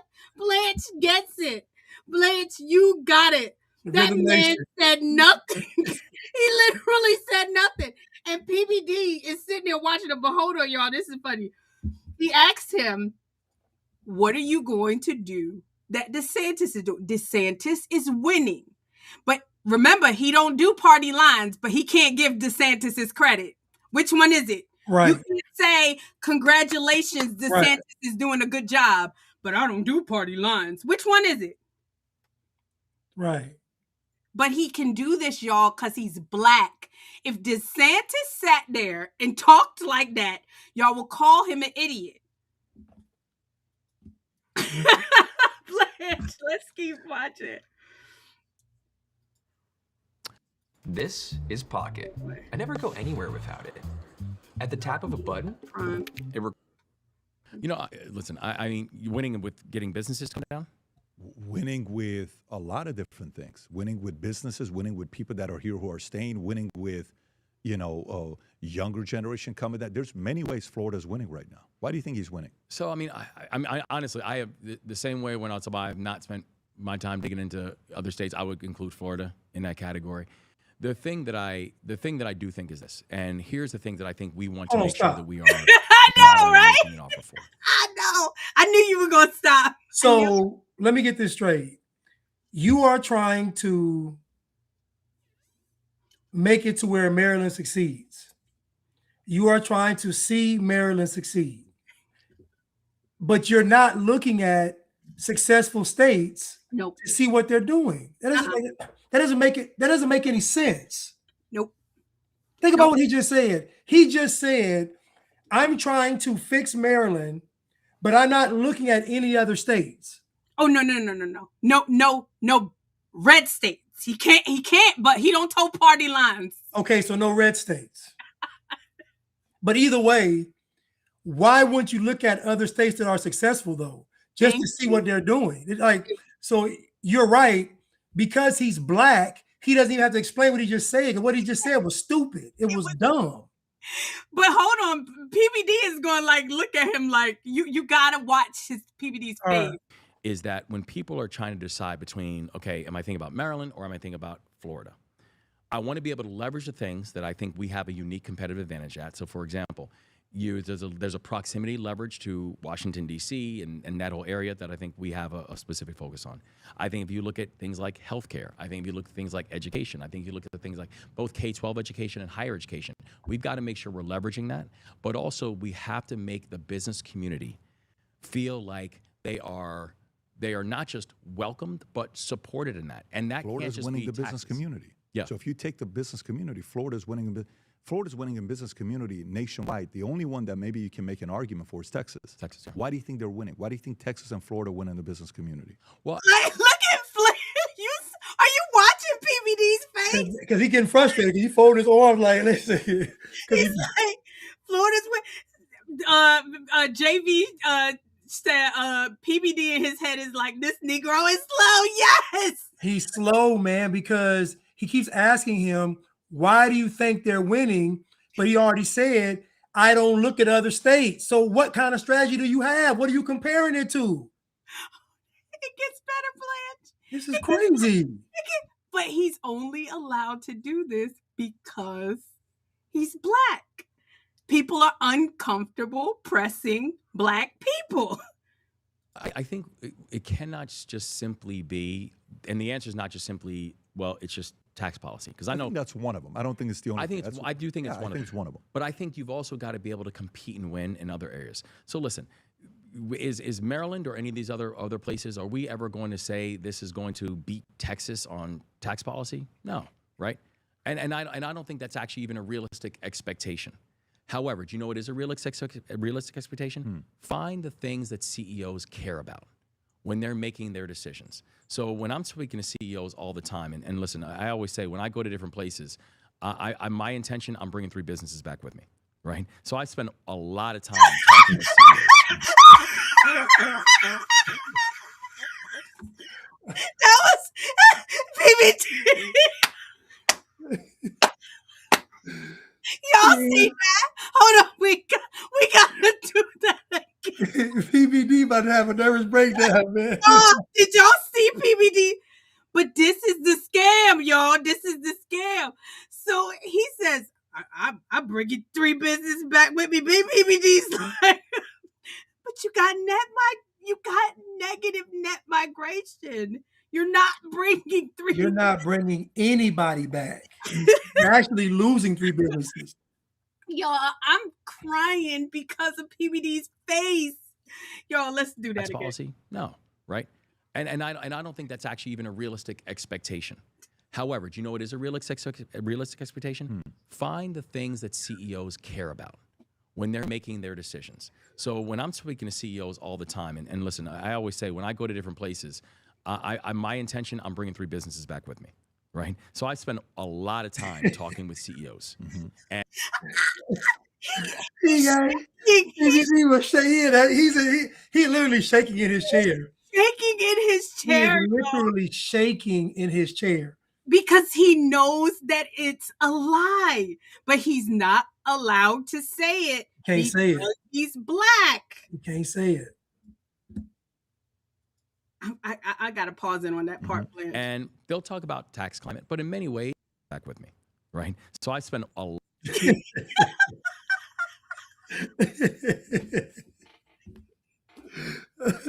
Do you know? Oh my God! I feel bad for PBD because you know how frustrating it is to not be able to tell somebody full of BS. Like you just you can't even say it. He's so politically correct. That's what I love about PBD. People don't like him because I saw somebody say that he was a shill. But y'all, this is politics. You have to do whatever you have to do to get the smart people in power. You want the smart people with the money. You want the smart people with the power. And you have to wheel and deal. You got to get in the mud. You can't say everything that you're thinking, like me. I'm not running for office. The Bible says a fool uttereth his whole mind. That's a good one, Blanche. But PBD is looking like I would love to like after this show go out with PBD and see what he had to say. I would love. He would go off. He would be going off. He would be like, that dude is a liar. He's a bull. But I like him. I like the guy. I guarantee he would say, I like the guy because he's not willing to do and say anything. And he doesn't have to get challenged because he's black. Y'all see the hustle? White people, y'all see the hustle? What's interesting is Paul Mooney said that white people had the complexion for the protection. Mm-hmm. But the irony of that joke is it's actually black people that have it. Oh, yeah. It's actually black people. Everything is opposite day with black people, Blanche. They literally, everything is opposite day. And when you said that the first time, everyone was like, what does she mean? What she said was right. Literally, what you all say, it's literally the opposite. Wes Moore just said he's bringing back 3 businesses. Literally, it's the opposite. He's losing 3 businesses. Like, literally, it's the opposite. Literally. And PBD is not allowed to say anything. He's literally sitting there like talking to him like no, shaking. He's shaking like I can't even count. He knows it's a lie. When I saw this face and I saw him shaking, like he's like, I'm bringing 3 businesses back with me. PBD's like, no, you're not. No, you're not. Hold on, here we go. A lot of time talking with CEOs, and because that's also part of my job, and it's also my background. And so when I'm talking and saying, like, what are the things that you're most interested in and you're focused on? And they'll talk about tax climate, but in many ways, tax climate for a lot of these states, it's the same when I was doing banking. And I'm really thankful for the time that I had to do banking. But you realize that whether it was Goldman or Morgan Stanley or Citi offering something, we're talking bips of difference on the deal. A company didn't choose to go to Goldman or Morgan Stanley because one was offering a better deal, because generally all the deals were in the similar type of bandwidth. In terms of the offering. That is a very small difference. Right. Here it's massive. Yes. Wes, I'll give you an idea. I had my business in the state of California. School on PBD. And I started hearing Californians whispering about clawback taxes. Like, you know how Canada does exit tax? I think it's called exit tax. Clawback taxes. My clawback taxes. What do you mean? If you leave, but this, you come back, you have to pay for this. I'm like, wait a minute. I know my business was going to sell. So I started doing the math. Said, okay, if my business sells for $50 million, I'm going to have to pay 13.3% here. What's 13.3%? $6.5 million. Okay, If it sells for $100 million, I'm saving $13.3 million. I sat there. My wife did not want to leave California. She's from Houston, Texas. She does not want to leave. I said, babe, you don't have an option. We're moving to Texas. We moved to Texas in 2016. We moved to Florida 2021. We sold the business June 27th of 2022 for $250 million. Do you know I owned 88% of the company? 13.3% equals what? If I take, let's just do the math right now so we kind of see how this works. I just want to say how much money was saved. And I'm just giving basic math here, right? If I take 250 times 88%, okay, times 0.133, my kids got an additional $29 million net in my pocket. Why would I stay in California? Why would I stay in some of these states that I have to pay to? So people are starting to sit there and say, why would I do? So at the end of the day, people who are small business, I'm not running OpenAI. I'm not, Sergey Brin worth $265 billion or Musk who left California or some of these other places. I'm not Ken Griffin in Illinois. I'm a small business owner that grew it and I sold it for a good amount. Family's got some money. I sat there, I'm like, I'm not paying that $29 million to California. It's a meaningful difference. And that's the thing, right? It's like, and I think part of the thing that we all have to do as chief executives is you have to be able to make an argument to business leaders. And yo, do you see his response after PPD spent? First of all, PPD shouldn't have had to school Sonny like that. Since he worked in banking. They're the same age. What? Yes. PBD and Westmore are the same age. They actually talked about it in the beginning. He said we're 3 days apart. PBD is 3 days apart from Westmore. They were born the same year, the same month. Wow. Who sound like the governor? Who sound like the governor? PBD. Keep watching and just watch. And small business leaders, large corporations say, like, what is staying here worth it to you for? Right? Let me keep more than my money to make the decision instead of giving it to the federal government or the state. But it's also, what are the things that you care about, right? And so part of it is going to be, absolutely, if you taxes, regulation, talent. Yes. Quality of life. Quality of life. Where do I want my kids to be able to grow up? Where do I want them going to schools? Where are they going to feel safe? You have his sense of the historic. Maryland has a sense of historic. Exactly. You have baseball. You have Ravens. You have Ori. You have a lot. But we have to also be able to move with a sense of urgency on economic diversification and attractiveness when it comes to businesses. Listen, since I've been the governor, and I'm very proud. What the hell did he just say? It's his word salad. PBD was trying to help him out. Exactly. Like, what are you talking about? PBD initially said a business is going to stay because their bottom line is making a profit. They want to make money. That is the number one reason why a business would stay. They say, I'm going to make more money than I'm going to lose. If I'm losing more than I make, I'm gone. Or if I'm losing, we're cutting into my profit margin. Or anything I see in the red, I'm leaving. So their number one goal is profit. It's a business. This guy tried to sidestep and say, well, what do you really care about? Man, they care about me. Are you out of your mind? Listen, they don't care about the school. Listen, they're going to go to the best schools, live in the best neighborhoods. They don't care about that stuff. The best health care they're going to get. They don't care about the stuff he's talking about. These companies don't even care about. They're never going to go down to that level to even have it affect them at all. It's the profit. And so PBD told him it's about them making the money. Does it make economic sense for me to stay in a state? Like PBD got the calculator out for him and showed him it made no sense for me to stay in California. Look at where I would have lost 13 million. I gained almost 30 by moving my business to Florida. This guy, Wes Moore, is trying to sidestep all of this economic talk and talk about some virtue madness, some foolishness, some black stuff. What do you care about? Do you care about the people? Do you care about this? Do you care about this city's residents? Do you care about how people are struggling every day? This is how I'm like, no, they don't. They would be jerks if they said that.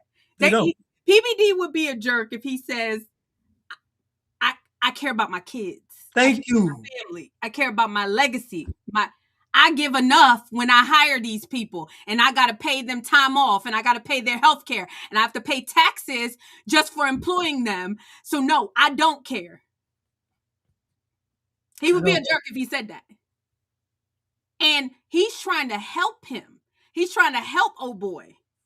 And Westmore is only allowed to get away with, like you said, that word salad. We listened to him for like 15 minutes, Blanche, and we can't figure out what this Negro did and is going to do. We can't figure it out.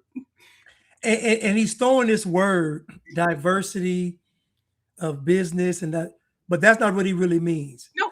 He doesn't mean an actual diversity of businesses.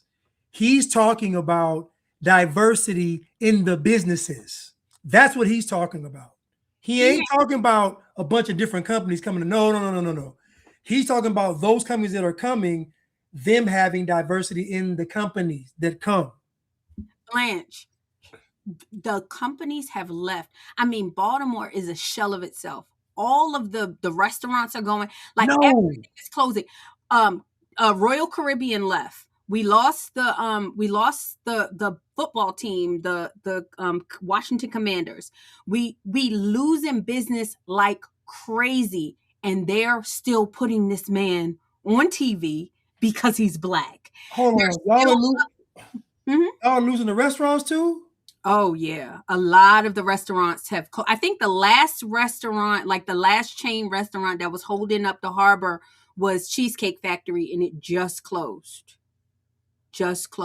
So even in Towson, a lot of the businesses have closed because of the crime, because of the tax. I mean, people are leaving because of the taxes. In Maryland, we're literally giving people 50%. We're giving the government 50% of our income. I mean, like it's a nightmare. And in a normal functioning society, he would not be allowed to show his face. In a functioning society. But he everywhere because he's black. Like you said, the black privilege.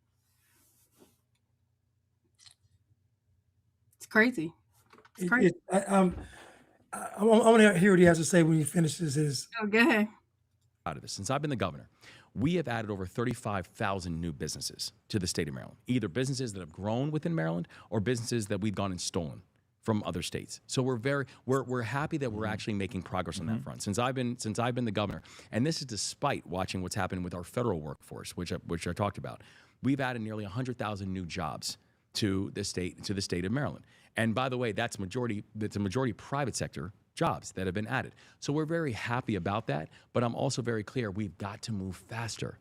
Because that economic diversification, being able to focus on these new industries of the future, the places that we can uniquely capture that type of alpha and that type of growth for our state is something that we can't compromise on. And I think for too long, we've been a state that has relied on asking more of the people who are there and not producing enough to be able to keep them. And I think if we can change that mindset and change that mentality as we started making move towards, we know we have more work to do. I think that's going to be the right answer, particularly in the neighborhood that we call home as well. I think when your age starts with 65, maybe 70, I think we're going to be neighbors in Palm Beach. Yeah. It's all a lie, Blanche. Yeah. It's literally a lie. And what he said about the adding the 35,000 jobs, I don't really believe it because, okay, for example, in Tulsa, Oklahoma, they were saying Tulsa was giving you a couple years ago, they would give you like, was it like 20,000 or 30,000 if you brought a business there? I mean, it could have been like a mobile business or whatever, but really what it's like somebody having a an online business, but you quote unquote move. If you move to Tulsa, we'll give you this incentive to come. But it's not really a business actually moving to Tulsa, if that makes sense. It's not really a business actually moving to Maryland. You notice he said that businesses grew. Okay, well, how are businesses growing if people lost their jobs and businesses are leaving? Like, how did it grow? Because what he described was a non-growth scenario. But yeah, I don't believe him. He said he added 100,000 new jobs. I don't know. I think it's cap. I don't know what happened to my co-host.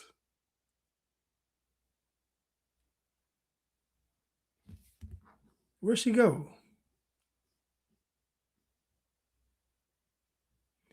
Yeah, JV Chanel. He should have been fact checked, because I just know that when if any company comes to Baltimore or Maryland, they're going to have to be a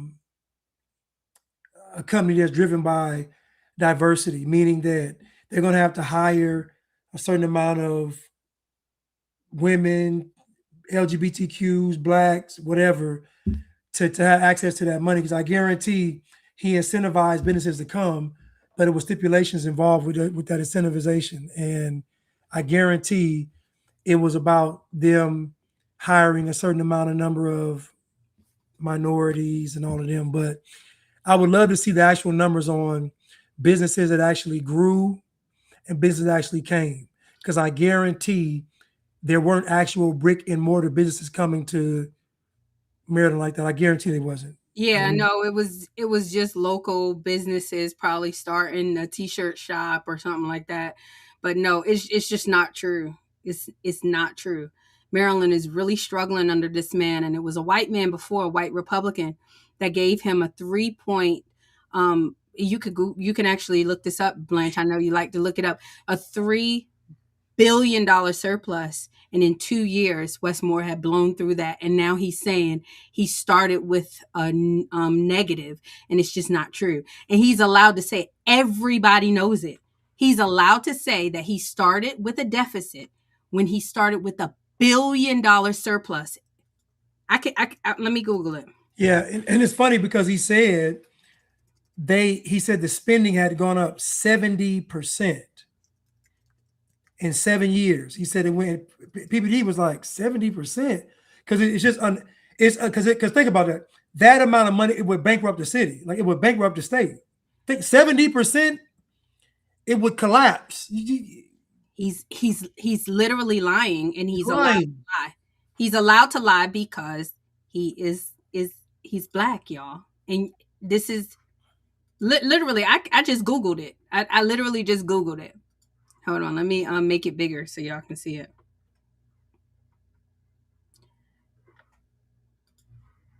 The conversation around Westmore's $3 billion surplus is highly debated. In 2023, he took office and had an estimated $5 billion in combined cash reserves and balances. However, the Moore administration and fiscal expert noted that much of this was driven by one-time federal COVID relief. That's what he's saying, but it's just not true. It's not true. The Structural Deficit Nonpartisan Budget Office warned that the spending from the one-time fund created a structural deficit and gap between ongoing revenues and growing state commitments like education and transfer. By the 2025 legislative session, this projected deficit reached $3 billion. He started with $5 billion, and in 2 years. So he started with 5, and he ended up losing 8. Yep. He started with 5 and he lost 8. So he said spending went up 70% in 7 years, but we saw that he spent $8 billion in 2. Yep. He literally, he just lies. He literally just lies. But he's allowed to lie because he's black. And I always say this: black people lie. I always say this: black. It's a byproduct of the culture, because the culture is so depraved. Lying is normal. Like black folks don't get mad if you lie. You can lie. They don't. Lying ain't a big deal to black people. It's just not. Sad. It's so sad. Yeah. And PBD like is trying to just be, because I think PBD is a bit of a politician. Like he's not gonna call him out. Like if you ever watched the PBD and Roland Martin interview, like he was getting so frustrated with Roland Martin, but he still ended up friends, which I think that's the gentleman's game. It's like you can debate, and even though you disagree, you still end up friends. So I actually like that about PPD, and I want my politicians to be able to do that. Right. Alethea said 70% budget increase during a population decrease. Make it make sense. Exactly. You're right, Alethea. It just don't make it, like, it just doesn't make any sense. But what we know for a fact, he spent $8 billion in 2 years. Oh yeah. Yep. On social programs. And y'all, mind you, we still don't have our bridge. Hold on trying to get businesses there, offering them money to come, I guarantee incentives to come. Bridge still ain't fixed. No, but the businesses are not coming. They're not coming. There's no incentive. No, this is welfare. Welfare, Blanche. The largest real estate holder is Johns Hopkins University. Johns Hopkins University is one of the best hospitals, but what do you think it's being funded by? Taxpayer money? Yes. Healthcare is basically primarily funded by taxpayers. Yeah.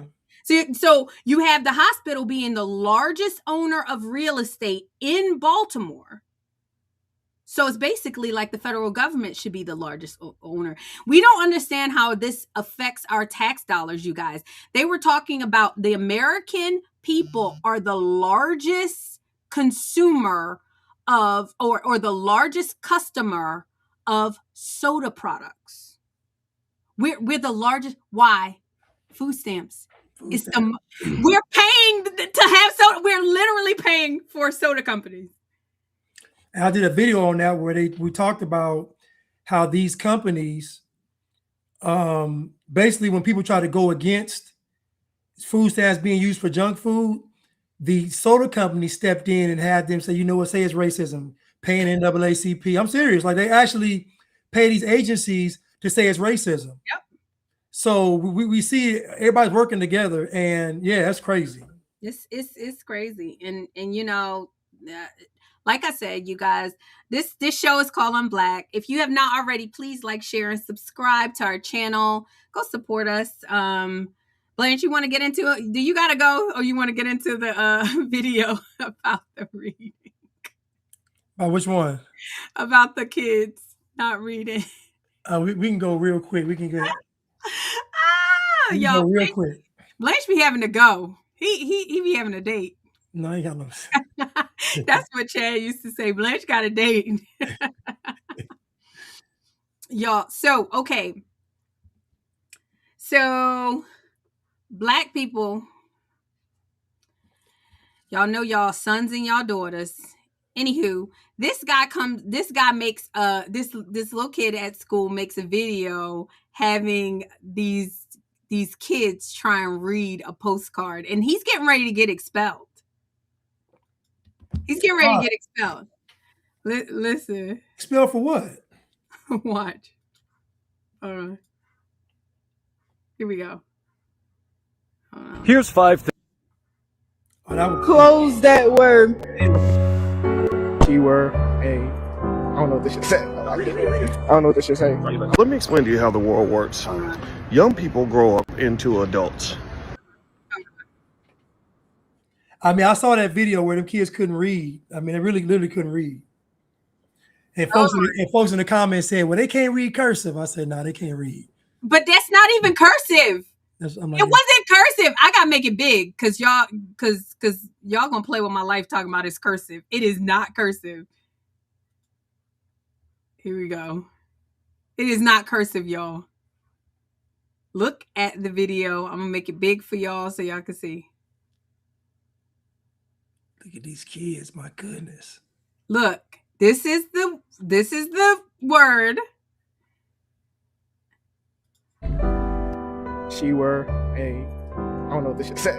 Read it. I don't know what this shit say. I don't know what this shit say. I can't read it. Can't read it. Read the end discourse for me. She wore a suit, clothes that were. Who's this for?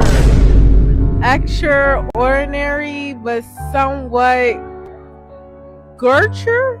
Now explain what that means. I don't know. She wore a sahalat of clothes that were extraordinary, whatever, bro, but somewhat gooch. What does that mean? She wore a lot. Wait, she wore. Bro, I don't know, bro. Can you take the card back, please? She wore a. Oh, baby. She wore a silhouette of clothes that were.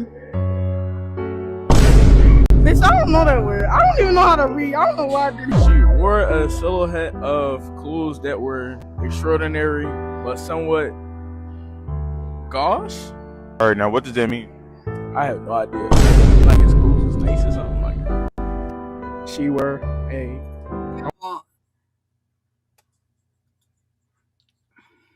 So apparently, they're saying that the little boy who did this is getting ready to get suspended because he exposed it. I don't think that you should expose. I don't think everything needs to be on the internet. But y'all, the word, they didn't even know extraordinary, Blanche. No. This is equivalent to, there's some kidnapped children next door. You should notify the law. Like these children are in high school, they can't read. Come on, like this is not, it needs to be exposed. Silhouette, extraordinary, gosh. I didn't know gosh. No, I didn't either. But contextually, to me, it's a contextual statement to see what gosh. So basically, she wore a silhouette of clothes that were extraordinary, but somewhat gosh. Maybe gosh is like not extraordinary, simple, plain. Just from context, right? Yeah. So these children can't even get to the context part. They can't even read the sentence. So I'm gonna ask you, how are they passing standardized tests? How are they graduating? How if they can't read? It's so sad. I know firsthand someone that was in a gifted program and used to brag about it. Everybody bragged. And just like this.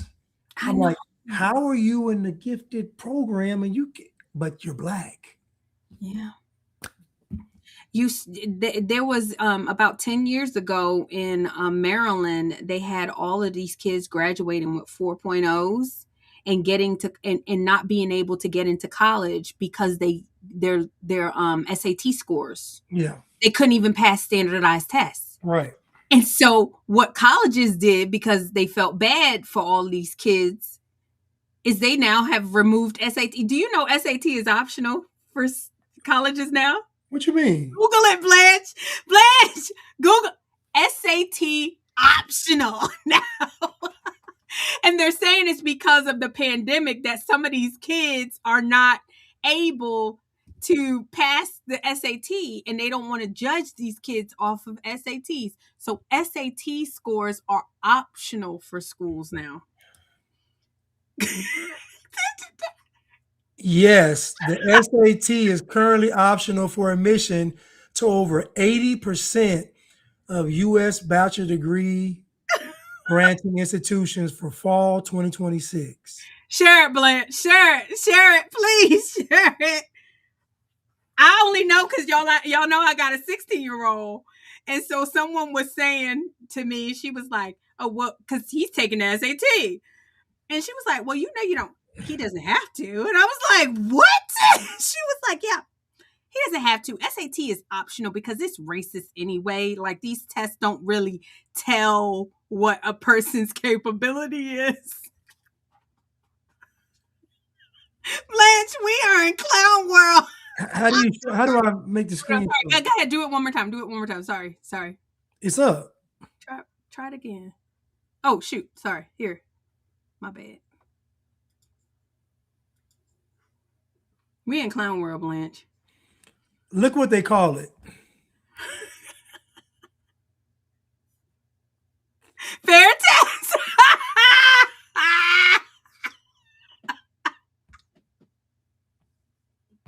I wasn't ready for that. Fair housing. Fair. They call the EBT card Independence card. The Independence card. Everything is opposite day, Blanche. Everything is opposite day. Everything is opposite day.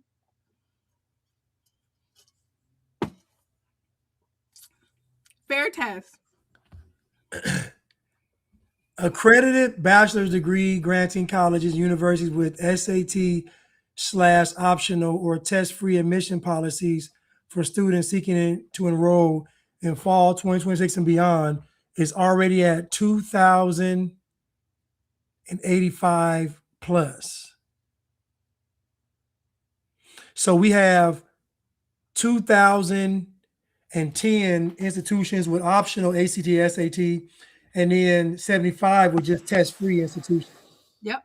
And they have a list of them down here. Just a mess. Agnes Scott's here in Atlanta. Agnes Scott College, test optional, permanent. Alabama State, Black College, test optional, permanent. You already know that, test optional. Oh, yeah.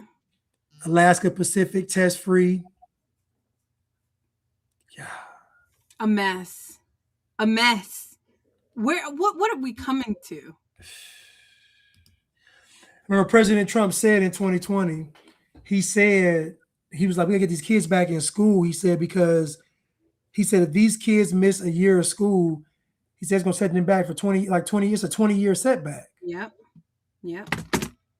Yep. And instead of wanting to do more to help them, we just removed the test. That's like, instead of me working to lose weight, I just take away the scales. Yeah. Take away the scales. No more scales. Sizes. Don't put no sizes. No size on the clothing. No size on the clothes. Take away this is. Problem solved. Problem solved. I remember I think it was 2021, the governor of Oregon, in the middle of the night, listen to me, like 1 a.m, signed some legislation that basically there was no high school requirements for Black and brown students. Oh my God. There was she did it at 1 a.m, no high school requirements to graduate for Black and brown students. Wow. Now, y'all told me that y'all was fighting to go to school. The white folks was racist, wouldn't let y'all go to school, didn't want y'all to learn. And just to find out that y'all didn't even want to read anymore. See, what Black folks don't understand is white people weren't fighting against you all not having education. They were fighting against their rights being violated, for the government telling them that they had to do something, that you are forced to do something. That's what they were fighting against. But y'all can't see it because y'all don't even understand freedom. Black folks have no concept of what true freedom is. They don't understand about when their rights are infringed upon and when they think they know when the police pull them over, but they don't really know about rights. These white people were not fighting to keep you all out of school. They were fighting for their rights to have autonomy. If they wanted to have their schools, it was their school. Just like y'all had you all school. Just imagine this. Black people at one time had all Black schools and they were integrating white schools. So they had 2 sets of schools. Yep. And my aunt, she told me that she was so frustrated because she had to leave the school that she loved with all of her friends that was right by her house to get bused miles and miles away just to irritate white people. Right. Seriously, just to irritate them. That's what white people didn't want. Because they knew the reason you all were doing it was to stir up some trouble. Like it wasn't honorable. They know this. They know this is intentionally to cause a mess because you want to see a black student running for their life out of the school and white kids chasing. That would make you all's day. Yeah. And they're doing it now. To prove that racism is real. They're doing it now. You want to read the super chats, Blanche? Thank you so much, Cruise Missile, for your super chats. We really appreciate it. Hold on. Stan, Stash, and Hundreds. I got this hat from a place called K&G here. I got First of all, don't be giving KG need to send you a check. Well, K&G didn't. They just sold the hat. I mean, FUBU need to send me a check. FUBU need to send you a check, and K&G need to send you a check for you sending people over there. I got a BET hat too. Oh my God. Thank you so much, Idris Singleton. This says hippo character repeatedly points to the streamer while chanting "get good." I don't get it. Can you give me I think he put a like a little like cartoon up, like a little image up. Oh, okay. I think it's reading out what the cartoon is doing. Oh shoot. Yeah. Probably talking about Wes Moore. All Right. right. Carmel Wonder, Black people say white people have the most folks on welfare. Then when government says they want to limit junk food purchases on food stamps, and then the Black people say they're being targeted. Oh my God, it's the truth. Don't they say that? So Carmel Wonder, they say that even with DEI. You remember they were like, oh, Black people don't even use DEI. Well, why are you mad? Why are you mad? Thank you so much for the super chat. But it's true. Right. DEI don't benefit Black people. It benefit white people. Then why y'all fighting for it then? Why you mad? Carmel Wonder, you said, per No Child Left Behind had spelling test and had to read out loud. You said pre No Child Left Behind. We had spelling tests and had to read out loud. Post No Child Left Behind. The teachers aren't required to give spelling tests and they don't make the kids read out loud. It's so sad. And that was done under Bush, but you know. Yeah, it was. The Republicans before Trump were cucked. I mean, like and I'm scared that the Republicans after Trump, if Marco Rubio and JD Vance are not in charge, we Republican white people, y'all might as well just go on and get your reservations together. Yeah, get it together. Y'all gonna just be like the Indians. Gonna be like the Indians. Anywho, it's sad. So what happened to those kids? I'm kind of sad. Blanche, you notice we didn't even laugh because it's not even funny. It's not. I have a comment right here. I know an Iranian guy that went to the University of Alabama and took 3 classes and got a stamp from a Black girl he dated and embossed numerous fake degrees for several Iranians. One was for himself. This was in the mid-'80s. The girl worked on campus and got him the embosser stamp. So he's trying to say Iranians come over here in their fake degrees. Oh, no. Well, she's saying that it was a Black girl that helped them falsify these degrees. Well, they'll do anything for a check. Even now, all these folks coming over here from India talking about the tech industry, these people they got fake degrees too. Like it's a hustle, it's a scam. These people ain't. See, listen, it's an illusion to say these folks coming over here are more qualified. It's not. They are scamming over there to come over here. Trust me, it ain't these. And the Africans, so they always want to work the overnight shift when they nurses because they be all working off the same license, like the same nursing license. It's crazy, and you don't know the names. I mean, you know what I'm saying? Because if you just say my name is Ufufu, Umfulu, I mean, you know. Talk to it. Then you don't know. Like, it's not verifiable. You mean to tell me whole floor, whole nursing staff got one license? Yes. They be working off the one license. And but that's how they are. We as Americans, we're like, oh, we'll get caught. We think that we're gonna get caught. They don't have that kind of fear because they know y'all are trusting society. They already know. It's so sad. It's so sad. But yeah, the black people, y'all, I'm unblacked, but I'm telling you, you get black. When I used to be black, I done some things. I had to get unblack. Like, let me tell you something. I'm saved by the grace of God, Blanche. Amen. We're gonna leave it at that. You're saved by the grace of God. You guys, thank you so much for watching. We just appreciate you. We really, really thank you. Thank you. If you have not already, please, if you are watching on YouTube, if you're watching on Facebook, if you're watching on X, if you're watching on Instagram, please go like our channel, Unblacked. It's Unblack Official. Unblack Official. Unblack Official. Go follow Blanche. He is Blanchard on all platforms. Oh yeah, he is Blanchard on YouTube. He is Blanchard on Instagram. Free Blanche on TikTok. Free Blanche on Rumble. He is Blanchard on Twitter. Yeah, he had to start a couple of new TikTok pages.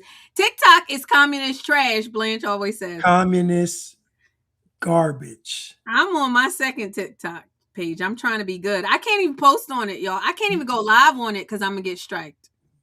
I remember going live on TikTok. I didn't even say anything. I know. And it said violation. I didn't even say a word. I just looked at the screen. Violation. Yeah. against company policies. Ain't even say nothing. I didn't say a single word. I was just looking at the camera. It's so sad. It's so sad. So TikTok is horrible. I'm scared to go live on there because I'm like, I don't even want to start another channel. So anywho, you guys, I got a strike for that Candace Owens video I posted up. Really? I got a strike for the one that I said where you were talking about women can't do anything but have because if they had to do something to actually make a baby, they wouldn't be able to do it. I got a strike for that. That's crazy. On TikTok, right? Yeah, on TikTok. Yeah. So anywho, you guys, thank you so much. Hold on. She said, Justice Juice said, I'm building a fan Discord to discuss Blanche's videos, topics, plus more. To get the join link, please email. Okay, I'm an email too. It's called fansofblanche@gmail.com. Yeah, okay. fansofblanche@gmail.com. I want to do it too. I'm a fan of Blanche. Anyway, all right. Well, thank you guys so much for watching. Please go and like, share, subscribe. It really helps our channel grow. Until next, we'll be back on next Thursday. And until next time, peace.